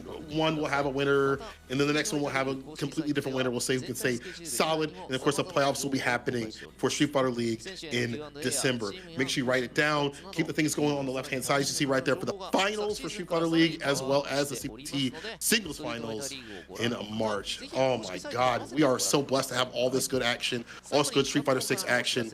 But it's been a good long day of Street Fighter play. And once again, grab your ticket so you can be in the stands like the proper fan you need to be and enjoy all the electricity that is out there. I'm telling you, there's nothing like it. I could not hear Vicious while I was commentating. That's how great it was. You need to be there. I'm begging you. Hands and knees, you need to be out there watching this in person, whether it be league finals or the CPT finals itself. Yeah, those tickets should be out and about on sale right now. Please, please, please do your utmost best to even like tune in, right? Just feel that energy and also feel all of the hard work that gets put through season after season after season. You're going to see a demo of that, a huge display of that in Japan's World Warrior week number 3. That's going to be happening also this Sunday. I'm so excited to watch it. I know we're both here at First Attack as well, but like we'll always try to find time to tune in to some of the best that Street Fighter 6 has to offer in the land of Japan. And also, I want to know what those numbers are getting into it. I want to know how many players have entered for this one, because if it's over like 1,700 again, I will be so happy to see it. But man, every single time it's a bloodbath over at the World Warrior. And it's cool to see all of the public viewings coming in too for the World Warrior. They do it in person. They get to interact with the crowd and really get hyped about it. You've seen some of the tidbits. If you ever watched it live, you would understand what that energy is like. So be sure to tune in. I'm sure it's going to be insane no matter how you spin it. But regardless, this has been a real fun time seeing you guys kind of hang out with us every single time in the chat room. I'm glad you guys get to experience all of the changes and developing throughout the second half. In the meantime, we're going to have to see you after the weekend. Hope you guys enjoy yourselves with some of the CPT action. And hopefully we get to see you guys even more so for all of the offline events that are going to be happening, man. I'm so excited, dude. We're actually getting closer and closer to the big dance at Capcom Cup 12. And I genuinely cannot wait. I want to be sure to get there to Japan. I know you're going to be doing the same thing. We're going to be doing our best to provide all that action for you. I just want to go there just to be there. You know what I'm saying? Whether hired or not, I just want to go. And I'm sure it would be cool to see everybody else, you guys alongside as well. Yeah, let's hang out with you guys over in Japan. Please pull up. And one more time, Kakaru, best wishes to you, my brother. You know, you have been an impact to me in terms of a player, in terms of running the meta, and much love. But that's it for today, people. Stay safe, and we will see you in the streets. この後は、選手の音声入り本日のハイライト動画を流しますのでこちらもお楽しみに、それではディビジョン S 第7節でお会いいたしましょう。さよなら。さよなら。あと今日終わったらシュラスコ行こうかなと思うんで、もし興味あったら。終わったらシュラスコ行こうとは言ってたんですけど。いけるぞ、ヒカル、超えて。大丈夫そうですかね。ぜひ行きたい。俺も連れてって。技を振るか。一瞬よっしゃー、毒沼に当ててるんで、これさらに削れるよ。ただフードは入れ替え投げて、そうですね。しかも画面上落ちめて、ここでも前飛びだ。飛びだですね。あとまたもや上から打ち下ろして、最後は CA まで。はい、ナイス。はい、ナイス。黄色だから行くよ。はい。さあ差し返し一戦。そこからドリームに乗っていく。どうでしょう。さあ時間は16秒。バウンドした。めちゃくちゃでかい。ももちには見えていたか。ももちには見えていたか。ナイス、強すぎる。やばいね。強すぎる。先生強すぎるわ。俺たちいけるぞ。俺たちいけるぞ。先行 TS 合金に対して鳥飯ダルシ見て、その距離で今鳥飯戦えてますよね。うわー、リサブシューキックからシャッカルート、押し置きだ。リサルだね。さあゲージは3つ溜まっている。合金ならばダルシムを溶かすには十分。オーケー。ラッキーすぎる。美味しすぎる。ラッキーだった。3ゲージも近い。いやー、打撃タク。さあまずは孫が次の何も降りれる。しかし OD 転戦にインパクト。今さできた。さあこれは引っ掛けた。伸ばして。さあコンボミスはないナイス。やった俺もナイスナイス一緒。泣いてる。おめでとう。ナイス。おめでとう。嬉しいわ。よし。やっぱフリがしゃがんでいる。柳にチャンス。ゲージは1本ある。しかし下から崩していく。上有利。うわー、出した。これはどうだ。ダッシュバルート選べた。先ほど選べなかったルート。マジか。ナイス。絶対存在しないモノマネシリーズ。ピアノを弾くイタダンさん。ポロロン。結構良かった。なるほど。ポロロンとオロロンがなんかいいかもね。ここで俺もなんかやれたらよかったんですけど、ちょっとあいにくネタがないので、大丈夫だよ。大丈夫だよ。まあ、うわー、倒れてた。2本ある。ここから飲んでからのこれだけ取って読み合いからの刻んで投げている。いや遠かった。引っ掛けられず、あるいはしっかりゲージを見つめて、いやしっかりゲージを見つめて倒して止まる。引っ掛けられず、オッケー。しっかりゲージを見つめてコンボセンター神。倒しきりができていた。ナイス。終わり終わったよ。よし。終わりですか。やばいの。緊張した。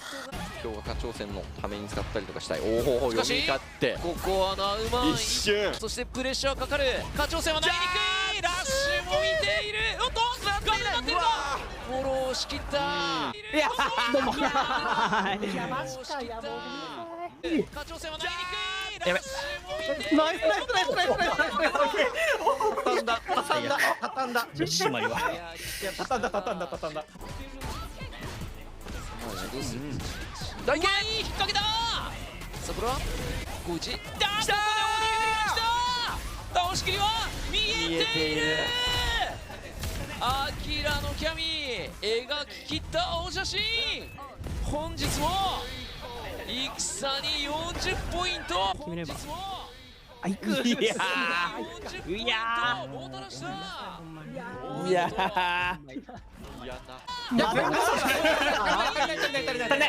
集中集中足りたいんじゃねえかよ騙されたわ騙されたわもう騙されたナイスナイスまあでもナイス。完璧これ40点？ 40点やった。すげえ